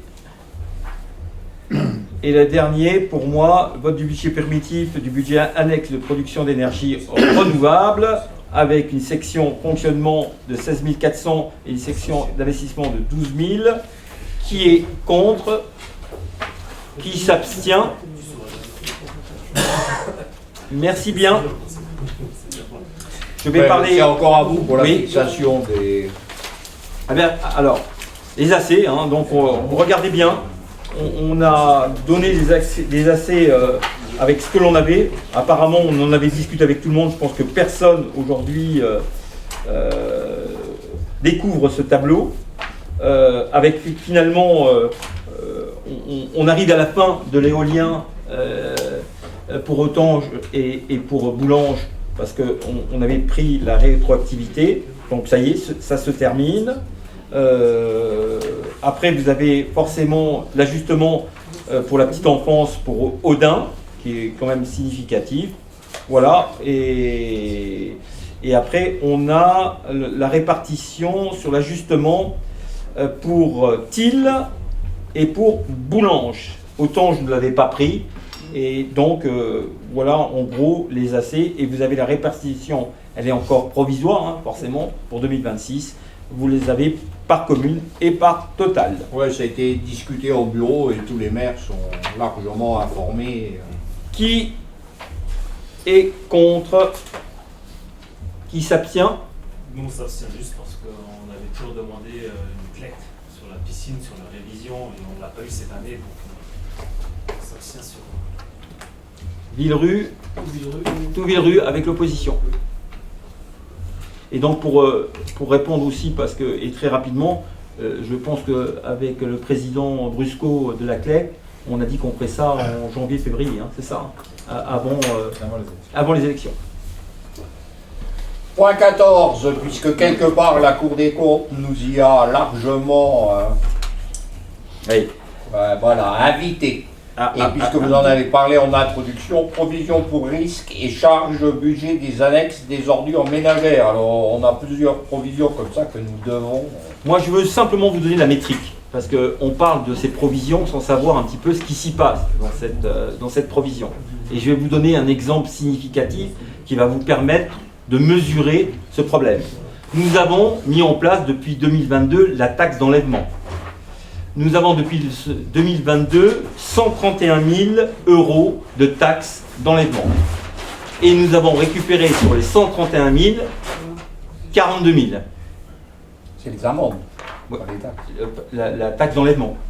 Oui, d'accord, mais en fait c'est les amendes que nous pouvons... Non, mais parce que quand on dit taxe, les gens ne comprennent pas. Oui. Bien que ça soit une taxe, mais il s'agit bien des amendes pour les dépôts illégaux. Voilà, donc 131 000 qui, depuis 2022 qui ont été faits, et on a recouvert que 42 000.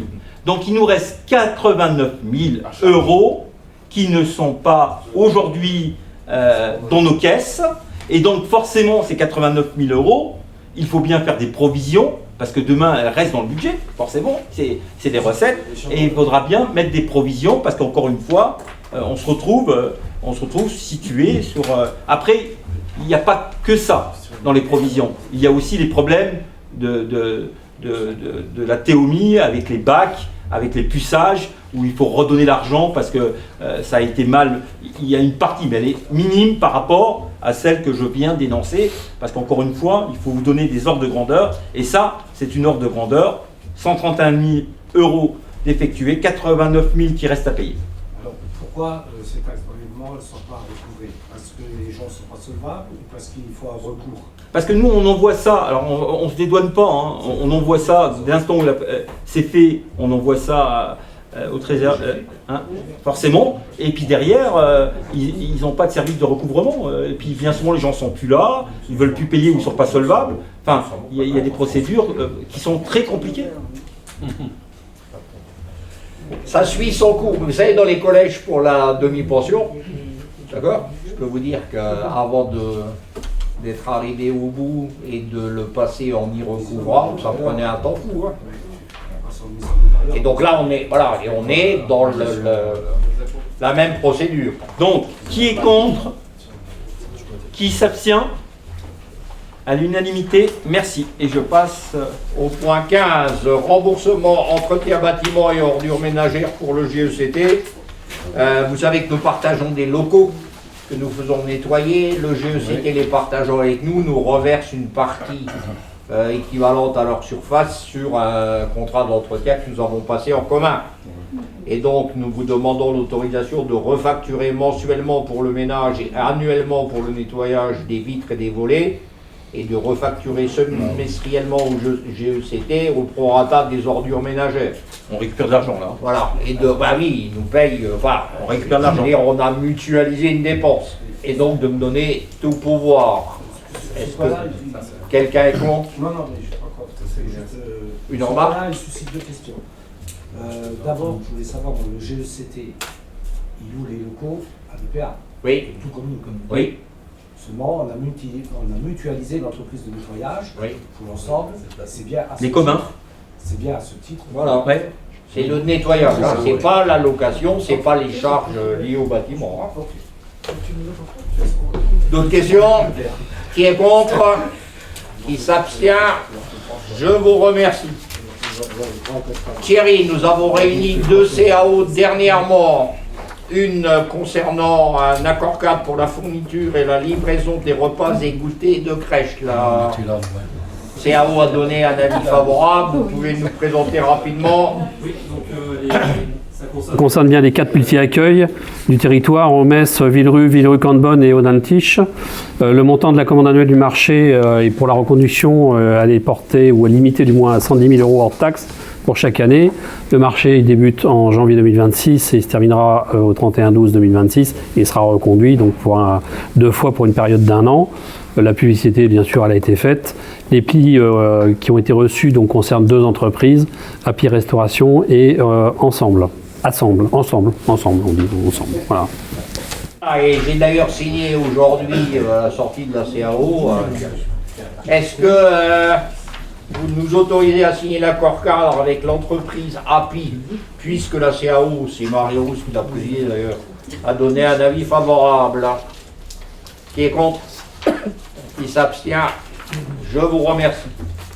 Nous avons également signé un marché d'enlèvement et de traitement des déchets verts et des collectes qui englobe, si vous voulez, cette problématique des communes, hein, d'accord? Mais le marché est passé, c'est un marché à bon de commande, Thierry? Oui, donc l'exercice du marché où l'exécution a été lancée en janvier 2025. Bon, ça concerne plusieurs lots, le tout venant, la ferraille, le carton, les DMS, la batterie, les gravats, les bois, les déchets verts, les huisseries, etc. Chaque lot donc, a une durée initiale de 36 mois avec une reconduction d'1 an pour finir plus tard, donc le 31/12/2028. La mise en place de bennes à déchets verts dans les communes donc, a conduit à un dépassement sur le lot 8. Et donc, il y a un appel public à la concurrence qui a été lancé. Et donc une commission qui s'est réunie le 18 et qui a décidé d'attribuer donc le marché à Tri-Service Recyclage pour un montant de 125 000 hors taxes. Et donc ce marché débutera dès la notification du marché. Voilà, vous savez qu'on en a fait à multiples reprises, puisqu'on avait arrêté le service, qu'on avait dit qu'on rediscuterait le marché, etc. Qui est alors donc, est-ce que... la délib, est-ce que vous autorisez le président à signer ce marché d'accord cadre tel que vient de le préciser Thierry et de me donner le droit pour agir dans cette affaire? Qui est contre? Qui s'abstient? Je vous remercie. Mon voisin de droite est également secrétaire de séance et avec la délib que nous avons posée sur table. Stéphane. Donc la CPHVA met à disposition des bennes à déchets verts dans les communes. C'est un service facultatif qui ne concerne pas toutes les communes. Donc, il a été, lors de l'arbitrage du budget, il a été proposé de refaire facturer aux communes l'allocation et le transport, sachant que le traitement est forcément à la charge de la CPHVA. Donc, comme le bureau l'a décidé, je vous propose, en tout cas, d'après le tableau mis en place, que les communes prennent en charge l'allocation des bennes et le transport, en laissant bien sûr le traitement à la CPHVA. Donc vous avez le tableau qui récapitule cette participation pour un montant total de 52 800 €, c'est ça, hein? Bien, est-ce que nous décidons de demander le remboursement de l'allocation et du transport d'ébène mise à disposition aux communes membres Et on précise que ce remboursement interviendra sur appel de fonds de la communauté à la fin de la période de mise à disposition. On a évoqué, Antoine, à quel moment les facturations. La délib n'interdit rien du tout par rapport à tout ça. Qui est contre? Qui s'abstient? Une fois, vous n'avez pas de pouvoir. Non. Merci. Thierry, le point 19, nous le retirons puisque nous n'avons pas à ce jour vu nos représentants au conseil syndical et donc nous reportons ce point. Mais en fait, on ne vous a pas transmis les documents, le DUE. Donc ça me paraît compliqué de prendre une délibération sans vous avoir présenté les éléments. Voilà, donc on va... Voilà. Bien, nous allons ensuite vous demander un certain nombre de décisions RH, dont la première au point numéro 20 concerne le recrutement d'agents contractuels pour un accroissement saisonnier d'activité. Vous en aurez une autre qui concerne d'autres agents, mais dans le même cadre. Tous les ans, nous prenons cette précaution. Thierry. Comme le disait le Président, il s'agit d'une délibération concernant les agents contractuels pour un accroissement saisonnier. Et donc, cet accroissement, c'est pour faire face aux besoins de fonctionnement des services dans certaines périodes de l'année. Et donc, on souhaite pouvoir recruter quelques agents. Il s'agit seulement de 2 emplois donc permanents en catégorie A, B, C qui relèveront éventuellement la filière technique, animation, médico-sociale ou administrative pour l'année 2026. Voilà, pour cette première délibération. Ça, c'est le point 20. Donc, est-ce que vous nous autorisez à créer 2 emplois non permanents pour faire face aux besoins saisonniers? Qui est contre? Qui s'abstient? Je vous remercie. Point 21, Thierry. Oui, donc là, il s'agit toujours de recrutement d'agents contractuels, mais pour cette fois-ci, pour un accroissement temporaire d'activité. Bon, bah là, en fait, le titre parle de lui-même, hein, vous avez compris. Hein, c'est que si à un moment donné, on a besoin de quelqu'un parce qu'il y a plus de travail, il faut bien qu'on aille le recruter. Et donc, on vous propose de créer 6 emplois non permanents, de catégorie aussi A, B, C, qui peuvent relever des filières techniques, animation médico-sociale, administrative.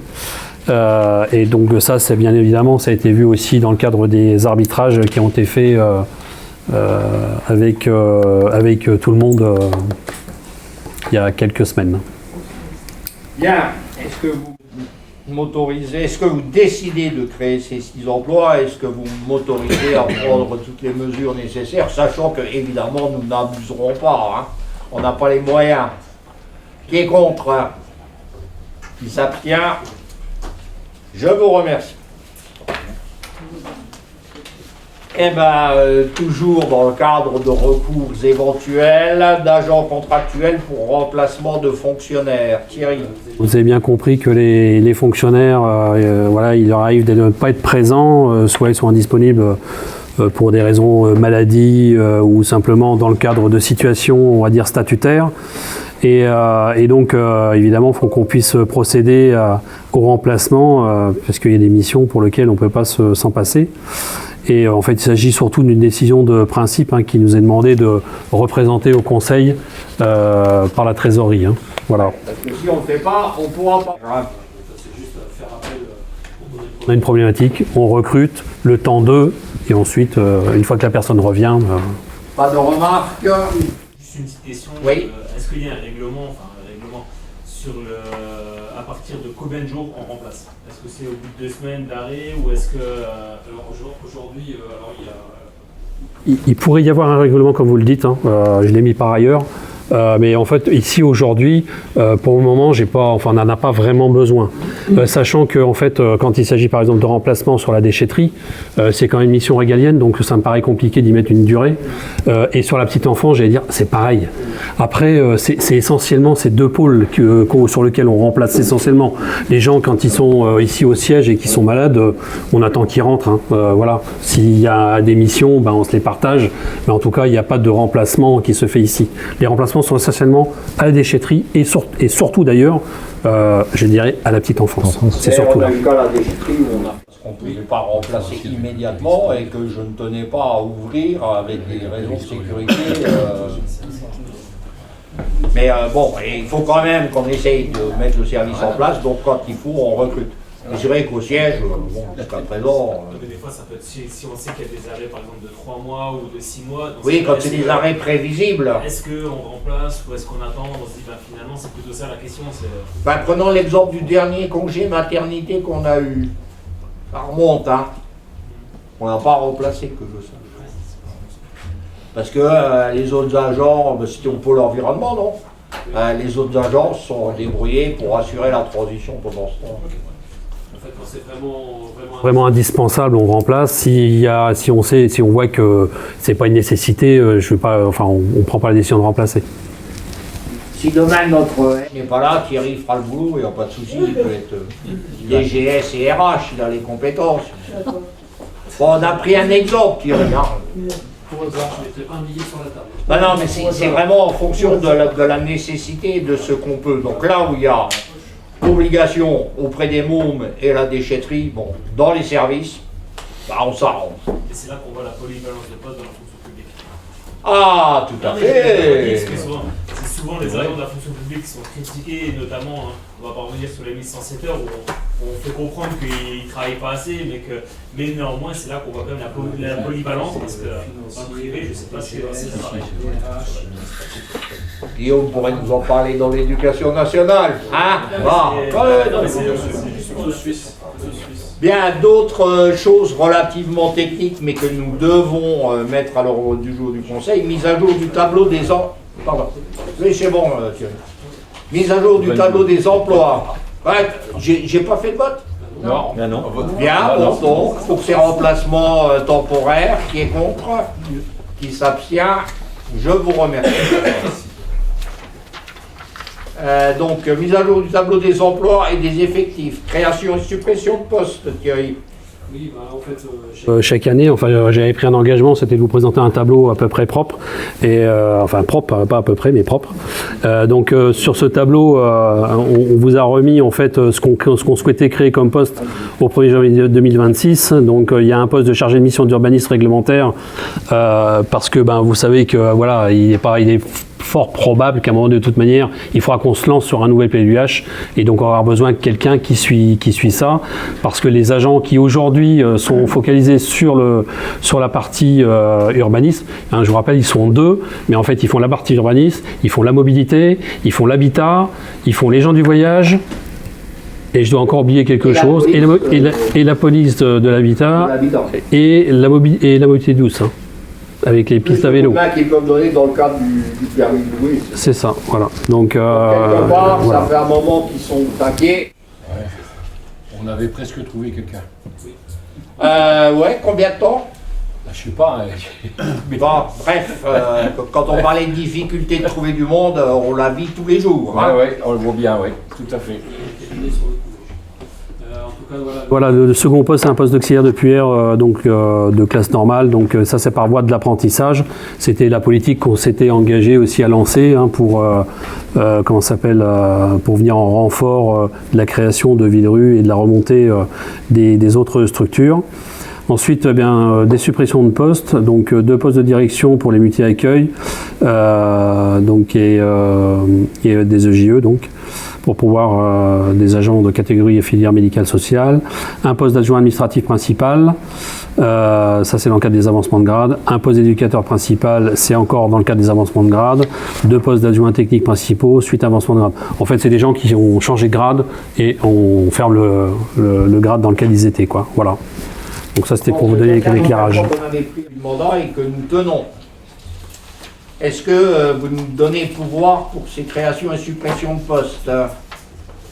Monsieur Guillotin. Oui, Monsieur le Président, juste une petite réflexion de ma part concernant le poste d'auxiliaire que vous cherchez à temps complet par la voie d'apprentissage. Est-ce que c'est restrictif ou est-ce que ça peut être pris comme étant restrictif ou est-ce que c'est plus facile de trouver quelqu'un par cette voie d'apprentissage? Parce qu'on se ferme un peu des portes, il n'y a pas que la voie d'apprentissage. En fait, aujourd'hui, c'est que dans ces métiers qui sont des métiers en forte tension, en fait, et pour lequel en fait, on s'en est rendu compte depuis déjà quelques années, en fait, il n'y a pas d'augmentation au niveau des écoles.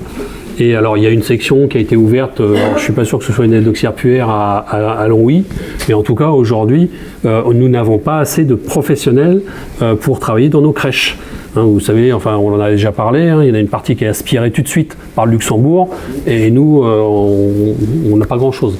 Et donc, en fait, on va chercher les gens au niveau de l'apprentissage le plus tôt possible, en espérant qu'ils veuillent bien, à la fin de leur apprentissage, rester chez nous.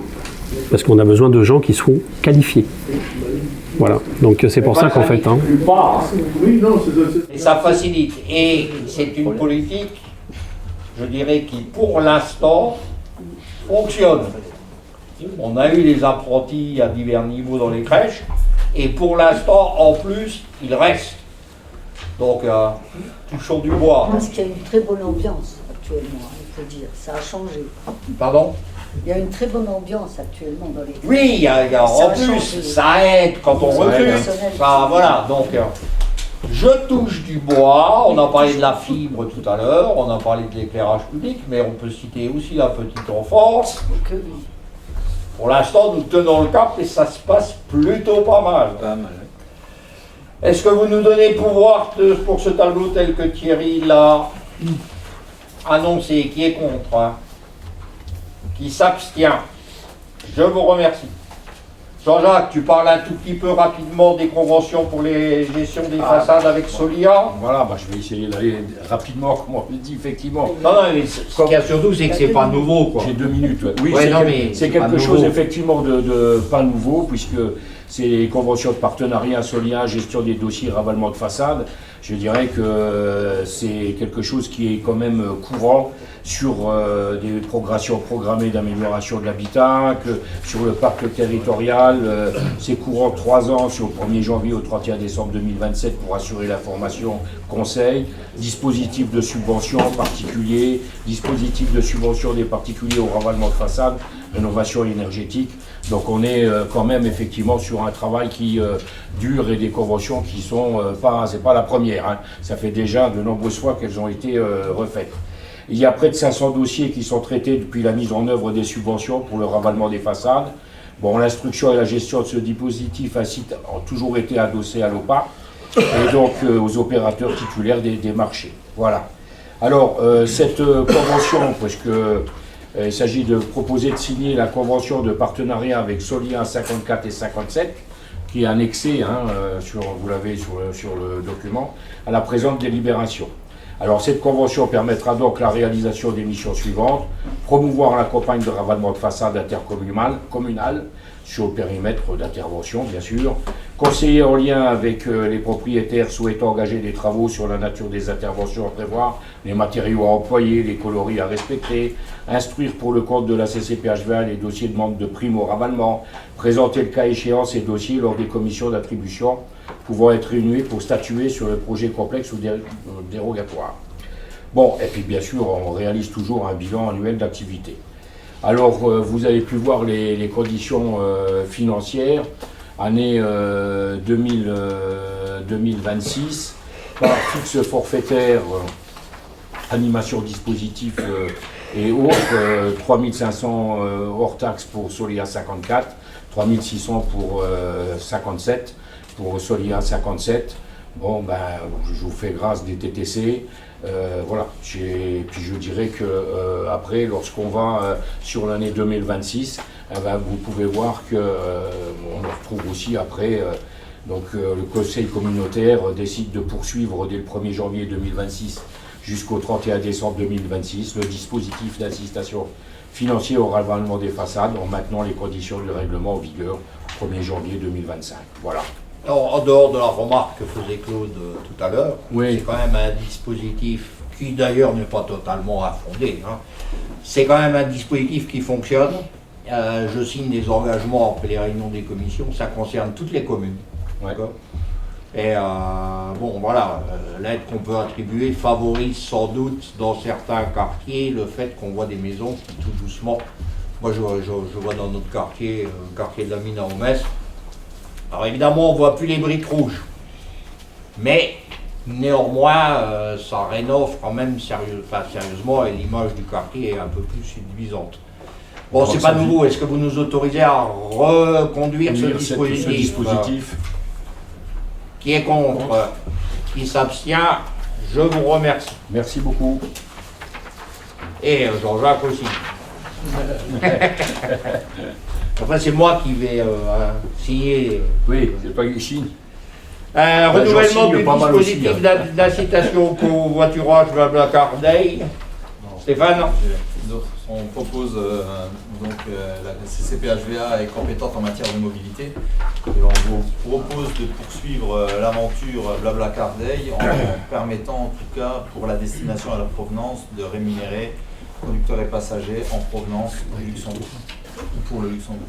Oui, ce que nous n'avions pas jusque-là. Hein? On a fait du Blablacar Day sans Luxembourg. Là, maintenant, il y a le Luxembourg. Pour un an, au moins, on essaye. Et on tirera le bilan.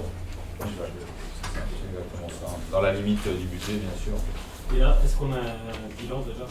Ouais, il n'est pas terrible parce que ça n'a pas trop marché au niveau interne, ça n'a pas trop marché. L'interco, ça n'a pas marché. En réalité, on est les seuls sur la bande frontalière là maintenant à ne pas le faire. Bon, oui, le fait, tout le monde le fait, nous on est les seuls à ne pas le faire. On trouvait normal de au moins permettre de se donner une chance de voir si ça fonctionnait dans la limite du budget, bien sûr. Le budget qui est estimé à 14 L'arc Mosellan y est, Cattenom y est, Long y est. On peut imaginer que peut-être, mais bon. On a changé quand même les paramètres. Maintenant, on finance aussi de la France vers le Luxembourg. Oui, c'est ce qu'on a dit. Hein, qu'on ne faisait pas avant. Donc, pour vérifier finalement si ça marche, il faut bien avoir aussi après le même périmètre. Les données, hein, parce qu'il faut des données pour savoir les trajets. Je pense que ça peut servir à tout le monde. Je pense que ça peut servir à la GAP aussi dans un plan de construction, de déplacement, et ça peut aider. Ouais, parce que là, on a bien insisté sur le retour du prestataire sur les services qui auront été rendus. D'accord? De manière à ce qu'on sache d'où ça part, où ça arrive, combien. Bon. Thierry? Je veux juste préciser que avant ce renouvellement, on a bénéficié en fait d'une gratuité. Hein, enfin, on a chigné hein, et on a bénéficié à peu près entre 7 et 8 mois de gratuité. Bon, c'est pas que nous avons fait, c'est que Thierry a fait preuve de son esprit de négociation habituel. C'est vrai. Et je peux vous garantir qu'à ce niveau-là, nous avons un spécialiste. Rien que pour ça, on devrait presque lui donner une prime. J'ai dit presque. Ouais, j'ai pas entendu. Bien. Oui, bah Stéphane, vas-y. La gorge commence à me lâcher. On va passer au vote. Qui est contre? Qui s'abstient? Unanimité, merci. Convention de contrainte de service public avec l'Arche, année 2026. Alors, dans cette convention, il y a deux choses. Il y a toute la partie culturelle et ce qu'on peut leur demander à quelle hauteur, qui n'a, et vous l'avez eu, qui n'a absolument pas changé depuis l'année dernière et même depuis l'année précédente. Par contre, et comme Claude a commencé à en parler tout à l'heure, nous avons, dans le cadre du transfert des actifs et des passifs, dans cette convention de contrainte, annoncé à l'Arche un certain nombre de choses. Claude, vous voulez les détailler un peu? Je vais le redétailler, je l'avais déjà fait, mais je peux... Mais rapidement, hein, vous savez qu'on a parlé du million et quelques répartis. Je décompose le 1,30 million avec la dotation de départ, la subvention de 620 000 €, le surcoût que l'on a pris en compte de la chaudière sur la GECO, 40 000 €, le surcoût énergétique, 105 000 €, le transfert des actifs hein, par les amortissements et par les emprunts, 200 000 et 100 000, et on déduit le déficit de 2023 où l'Arche était engagée à nous rembourser sur 4 ans 35 000 €. Ce qu'elle fait dans cette convention telle que nous venons de l'établir. Absolument. Des questions? Qui est contre? Qui s'abstient? 2 fois. Je vous remercie. Carmelo, nous avons déjà discuté en bureau et sauf erreur, c'est dans ton budget de toute façon, une attribution d'une subvention complémentaire à l'association Diapason pour la gestion de l'orchestre symphonique PO Val d'Alzette et le centenaire de la Diana de Russan. Carmelo. Oui, c'est une subvention qui est inscrite au budget. C'était la naissance pour l'année 2025. Nicole Diapason. Et puis, donc, on demande d'acter de délibérer en conseil communautaire parce qu'on va faire pour chaque subvention non conventionnelle. 7 450 euros. 7 450 euros pour l'année 2025. Oui, sachant qu'il y a le centenaire avec. L'association Diapason par rapport au c'est boulot. l'école de musique. C'est l'école de musique. Hein. Et il faut savoir que l'école de musique du territoire gère aussi l'orchestre symphonique. Hein. Une soixantaine de personnes et que ça a un coût et ainsi de suite et que c'est pas rien. Donc, ils ont plus de 300 élèves. Ouais, bon, et un orchestre, enfin, je veux dire, c'est quand même, pour un territoire comme le nôtre, c'est quand même assez remarquable et on ne peut que tenter de les soutenir et je rajouterai dans la mesure de nos moyens. Oui. Carmelo? Voilà, je vous demande de délibérer. Qui est contre? Juste une petite question. La subvention, c'est pour un événement particulier ou c'est pour l'année, vu que c'est l'année du centenaire? Parce que si c'est pour un événement particulier, juste dans les documents annexes, il n'y a pas de budget prévisionnel de l'événement particulier. Et donc c'est juste pour savoir ce qu'il en est. Est-ce qu'ils vont faire un. Enfin voilà, parce que si on donne 7500, c'est comme toutes les autres subventions. Si c'est pour subventionner Alors, budget, on demande une subvention pour les 100 ans de l'association. D'accord, mais les 100 ans, c'est quoi? C'est l'année des 100 ans ou c'est pour un événement pour les 100 ans? Et comme toutes les associations, on demande quand même un budget prévisionnel pour savoir où ça en est. De toute façon, en général, les budgets prévisionnels, on les demande, mais là, oui, Carmelo. Là, ce qui s'est passé, c'est que pour les 100 ans, donc, il y a eu des événements qui ont été créés dans le cadre des 100 ans, dont le centenaire de la Diana à Loussange. Hein. Et ce qui se passe aussi, qu'il faudrait savoir, c'est que nous, on a une réserve donc, au niveau du budget culturel qui sert justement s'il y a des budgets, du moins des projets qu'on n'avait pas budgétisés, hein, des demandes particulières. Il faut savoir que les 100 000 euros qu'on donne à l'école de musique, hein, c'est notre subvention annuelle, n'a pas été tenu en compte en termes de trésorerie. La trésorerie, en fait, l'école de musique n'a pas touché les 100 000 euros. Hein, Sébastien? Tu vois? L'école de musique n'a pas touché les 100 000 euros, c'est bien ça. Donc, quel était le motif encore? C'était par rapport à la convention. Le calcul de la subvention se fait par élève, un montant par élève. Donc, du coup, le nombre d'élèves issus du territoire étant inférieur au montant habituel, et ben, ils ont eu un peu moins, quoi. Donc, il faut revoir la convention. Et voilà. L'association Diapason, donc l'école de musique, s'est retrouvée un petit peu en difficulté, en plus des événements qui étaient prévus. D'accord? Voilà. C'est un delta de combien? C'est un delta de combien entre ce qu'elle a demandé et la répartition Un peu moins de 9 000 euros. Donc c'est 80. 10%, quoi. Voilà. Moi, je voudrais juste ajouter par rapport à ça, parce qu'on était présents, on était plusieurs maires présents à l'AG de Diapason. Il y a quelque chose qui est clair, c'est que c'est une école intercommunale. Les effectifs ont explosé. On a vu ça, hein, ils étaient plus de 300, les effectifs ont explosé.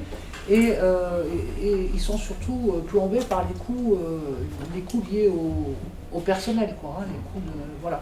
Et donc, ils ont pu bénéficier aussi des fonds Interreg dans le cadre des manifestations qui avaient été mises en place, mais ça ne sera plus le cas. Donc ils sont vraiment dans une situation difficile pour pouvoir continuer leur activité. Et moi, je regrette qu'il n'y ait pas plus de cohésion que ça sur le territoire de la CCPHVA, parce qu'il y en a qui jouent le jeu et il y en a d'autres qui ne le jouent pas, et je m'arrêterai là. Oui, bref, pas de polémique. Moi, je... Non, mais M. Guillotin a demandé la parole, ce qui évite une polémique, sans doute. Monsieur Guillotin. Pas de polémique, mais je rebondis tout de suite sur les propos de Mme Dantiche. En regardant le détail de compte de résultats, on s'aperçoit que la plus grosse commune de la communauté de communes en population n'apporte pas son soutien à une association remarquable avec un orchestre symphonique remarquable aussi. C'est pas la seule association remarquable, il y en a d'autres, mais celle-là en particulier, et on connaît les difficultés financière de cette association. Sachant que, je veux dire, l'orchestre est suffisamment bon pour que des élèves qui sont au conservatoire à Metz puissent faire leur partie orchestre ici. C'est-à-dire qu'ils ne sont pas obligés d'intégrer l'orchestre à Metz, donc ça veut dire que le conservatoire de Metz a donné une qualification à cet orchestre. On ne peut que s'en féliciter. Bien, est-ce que nous pouvons accorder cette subvention? Pardon? Moi, je suis désolé, hein, j'ai toujours pas compris en fait. C'est pour des projets. Est-ce que c'est, enfin, qu'on me réponde juste, est-ce que c'est pour l'année qui s'est, ou c'était pour un projet juste sur, enfin, c'est juste pour comprendre. Ta question, est-ce que tu veux savoir si ce qu'ils ont fait une manifestation spécifique pour les 100 ans? Voilà, et dans ce cas-là, si oui, pourquoi il n'y a pas les, comme c'est demandé à chaque association, le détail du bilan? C'est ce qu'on demande à chaque association à chaque fois, donc c'est la seule question, c'est soit c'est pour l'année culturelle, enfin l'année des 100 ans, dans ce cas-là, ok, soit c'est pour un projet été budgétisé à part de la subvention conventionnelle. Donc c'est pour l'année des 100 ans. Voilà. Mais dans la délite, c'est bien écrit pour l'année du centenaire.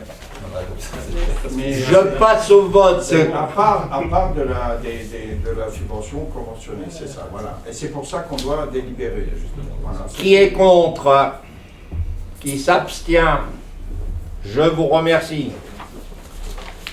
Pas que je m'y perde. Stéphane, nous en avons parlé au bureau et nous l'avons largement présenté. Il est en annexe, mais nous avons validé le bilan à mi-parcours du plan climat air énergie territoriale, le PCAET.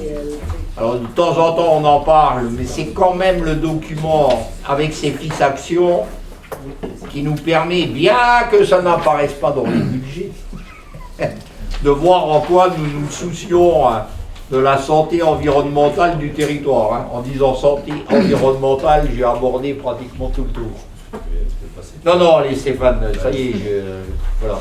Donc non, c'est le bilan à mi-parcours, bien sûr, on a engagé sur cette action et il faut savoir qu'il y a de nombreuses actions à mettre en place. Ces actions demandent également un aspect financier, un peu ce qu'on disait, ils ne sont pas toujours valorisés dans le budget, mais ils sont extrêmement importants en tout cas pour qu'on mette tous, qu'on remarque tous les efforts qui sont fournis en matière d'énergie renouvelable, d'eau, d'action sur l'eau, sur la ressource en eau, les déchets, l'utilisation des déchets. C'est notre quotidien, c'est pas valorisable en tout cas sur un fonctionnement, mais c'est valorisable en tout cas sur une politique environnementale et c'est une chose qu'on met en place en tout cas depuis le début. Et qui est, alors là, par contre, il y a une forme de labellisation qui s'appelait territoire à énergie positive. TEPCV d'abord, mais ensuite, on a un cabinet qui a travaillé pour nous et on avait un label Citergy qui est devenu. Ah merde, je sais plus, moi non plus. Thierry? Non, après Citergy, il y a un autre label. C'est-à-dire que dans Citergy, on avait eu 2 étoiles ou 3. Et entre-temps, il y a eu un changement de politique gouvernementale, non? Moi, je sais pas, j'aurais mis Citergy après et l'autre, je me souviens plus de celui d'avant. Enfin bref, il faut savoir, d'une manière ou d'une autre, nous faisons valider ces actions, que quelque part, nous validons les objectifs qui ont été atteints ou pas. D'ailleurs, on avait présenté un tableau. Et en fonction de ça, on voit si on progresse et si... voilà. Ça ne nous donne pas, en général, plus d'euros quand on dépense un dossier. D'accord? Mais ça permet en tout cas d'avoir une certification de ce que nous avons fait. Bien, donc, est-ce que vous actez l'avancement à mi-parcours qui vous a été donné? Et est-ce que vous validez la poursuite de la mise en œuvre du PCAET de la CCPHVA, sachant que le prochain mandat pourra l'investir et le modifier ou y rajouter toutes les fiches actions qu'il jugera nécessaires? Qui est contre? Qui s'abstient? Je vous remercie. Thierry, j'ai pris quelques décisions, mais moins que d'habitude quand même là. J'ai pris une. Il manque une. Gradé.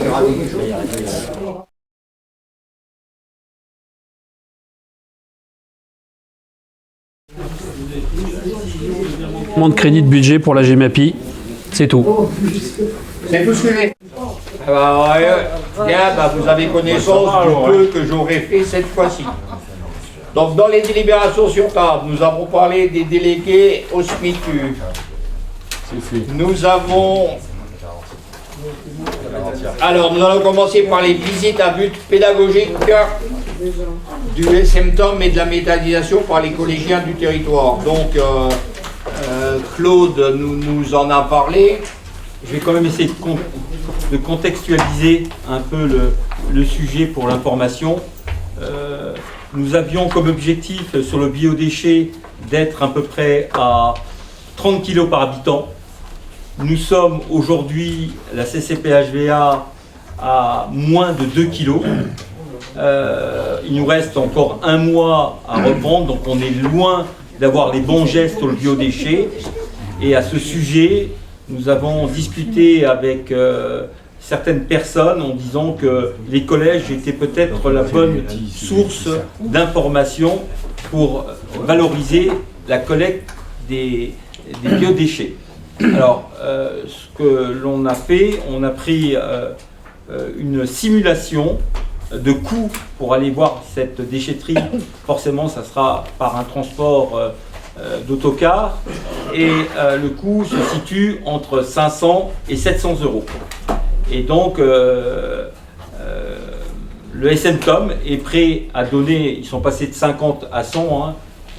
Stéphane était présent lors de la décision, on était à 50. J'ai dit que 50 était fort peu pour avoir cette sensibilité liée à ce biodéchet et que ce qu'on allait faire avec le collège semblait une bonne initiative. Donc ils sont passés de 50 à 100 euros. J'ai demandé à travers les communes de mettre aussi une aide pour ce transport.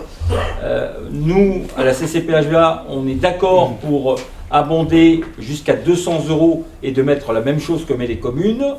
Donc si demain la commune met 150 euros, nous mettrons 150 euros. Donc vous faites le calcul, 100 euros plus 150 et 150, on est à 400 euros. Et j'ai demandé aux deux maires liés au collège d'Audintiche, qui sont Rédange et Russange, d'être contributeurs de 50 euros. Ce qui fait pratiquement un bon bout de chemin pour que les éco-délégués, avec quelques élèves, hein, parce qu'un bus entre 20 et 25 personnes, puissent faire forcément une compréhension, surtout sur le site, on sera très pédagogique, on expliquera comment on met ces déchets ménagers et qu'on les valorise, et donc tout ça permettra ensuite ça ruissellera par rapport à une capacité à faire une synthèse et à en parler au collège. Donc tout le monde est plutôt d'accord, il nous reste simplement à mettre à contribution notre budget. Voilà. Et s'il y a des questions... C'est pour les 4 collèges du territoire. Alors 3 plus 1, que vous m'avez fait remarquer, c'était Autange, parce qu'on estimait qu'Autange devait rentrer sur le stade du collège. Donc 4, on est prêt forcément à être dans la même prédisposition pour les 4 communes. Des questions? Bien, est-ce que vous nous autorisez? Qui est contre? Qui s'abstient? Je vous remercie. Alors quand je disais que le label Citergy avait évolué, effectivement, nous sommes maintenant un territoire pour la transition écologique. C'est ça, Thierry? Voilà. Alors, et Thierry m'a précisé là, et c'est vrai que nous sommes un des rares territoires à avoir fait un CCLP. Quelque part, il y a eu une obligation, puis l'État a oublié. D'ailleurs, il nous a cassé les pieds quand on a fait le nôtre, puisqu'il n'y avait que nous à s'occuper, d'accord? Mais tous les territoires, et loin de là, se sont engagés dans ce type de démarche. Dans les décisions sur table, et sauf erreur, Thierry, c'est la dernière. Hein. Nous avons la garantie de l'emprunt accordé à l'Arche. Claude, vous voulez le présenter? Il n'y a pas de souci, ça a été déjà expliqué dans les transferts des actifs, hein, sur les amortissements et les emprunts. Encore une fois, hein, on ne se sépare pas en disant on se dédouane, on accompagne finalement ce transfert euro pour euro, de façon à ce que l'on va donner pour avoir l'autonomie que sa structure juridique impose à l'Arche, d'être complètement autonome. Donc encore une fois, on garantit parce qu'on est auteur de cet emprunt, on va faire un transfert d'actifs et donc c'est simplement vous demander si vous êtes d'accord pour cette garantie d'emprunt. Qui est contre? Qui s'abstient? Nous vous... Ah, pardon. Je vous remercie. Mon voisin me signale que le Paris Saint-Germain est son match nul 1-1 et que donc nous rentrons dans les prolongations. Je souhaite à tout le monde de bonnes fêtes de fin d'année. Attendez juste encore 2 secondes. Nous avions prévu un conseil communautaire en février et on avait donné une date qui était le 16 ou 10. Le 10.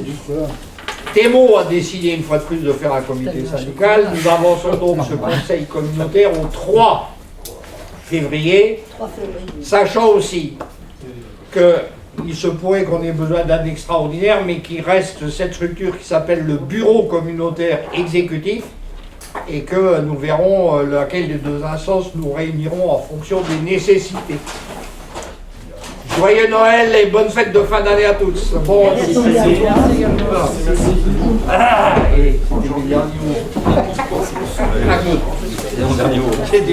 mots.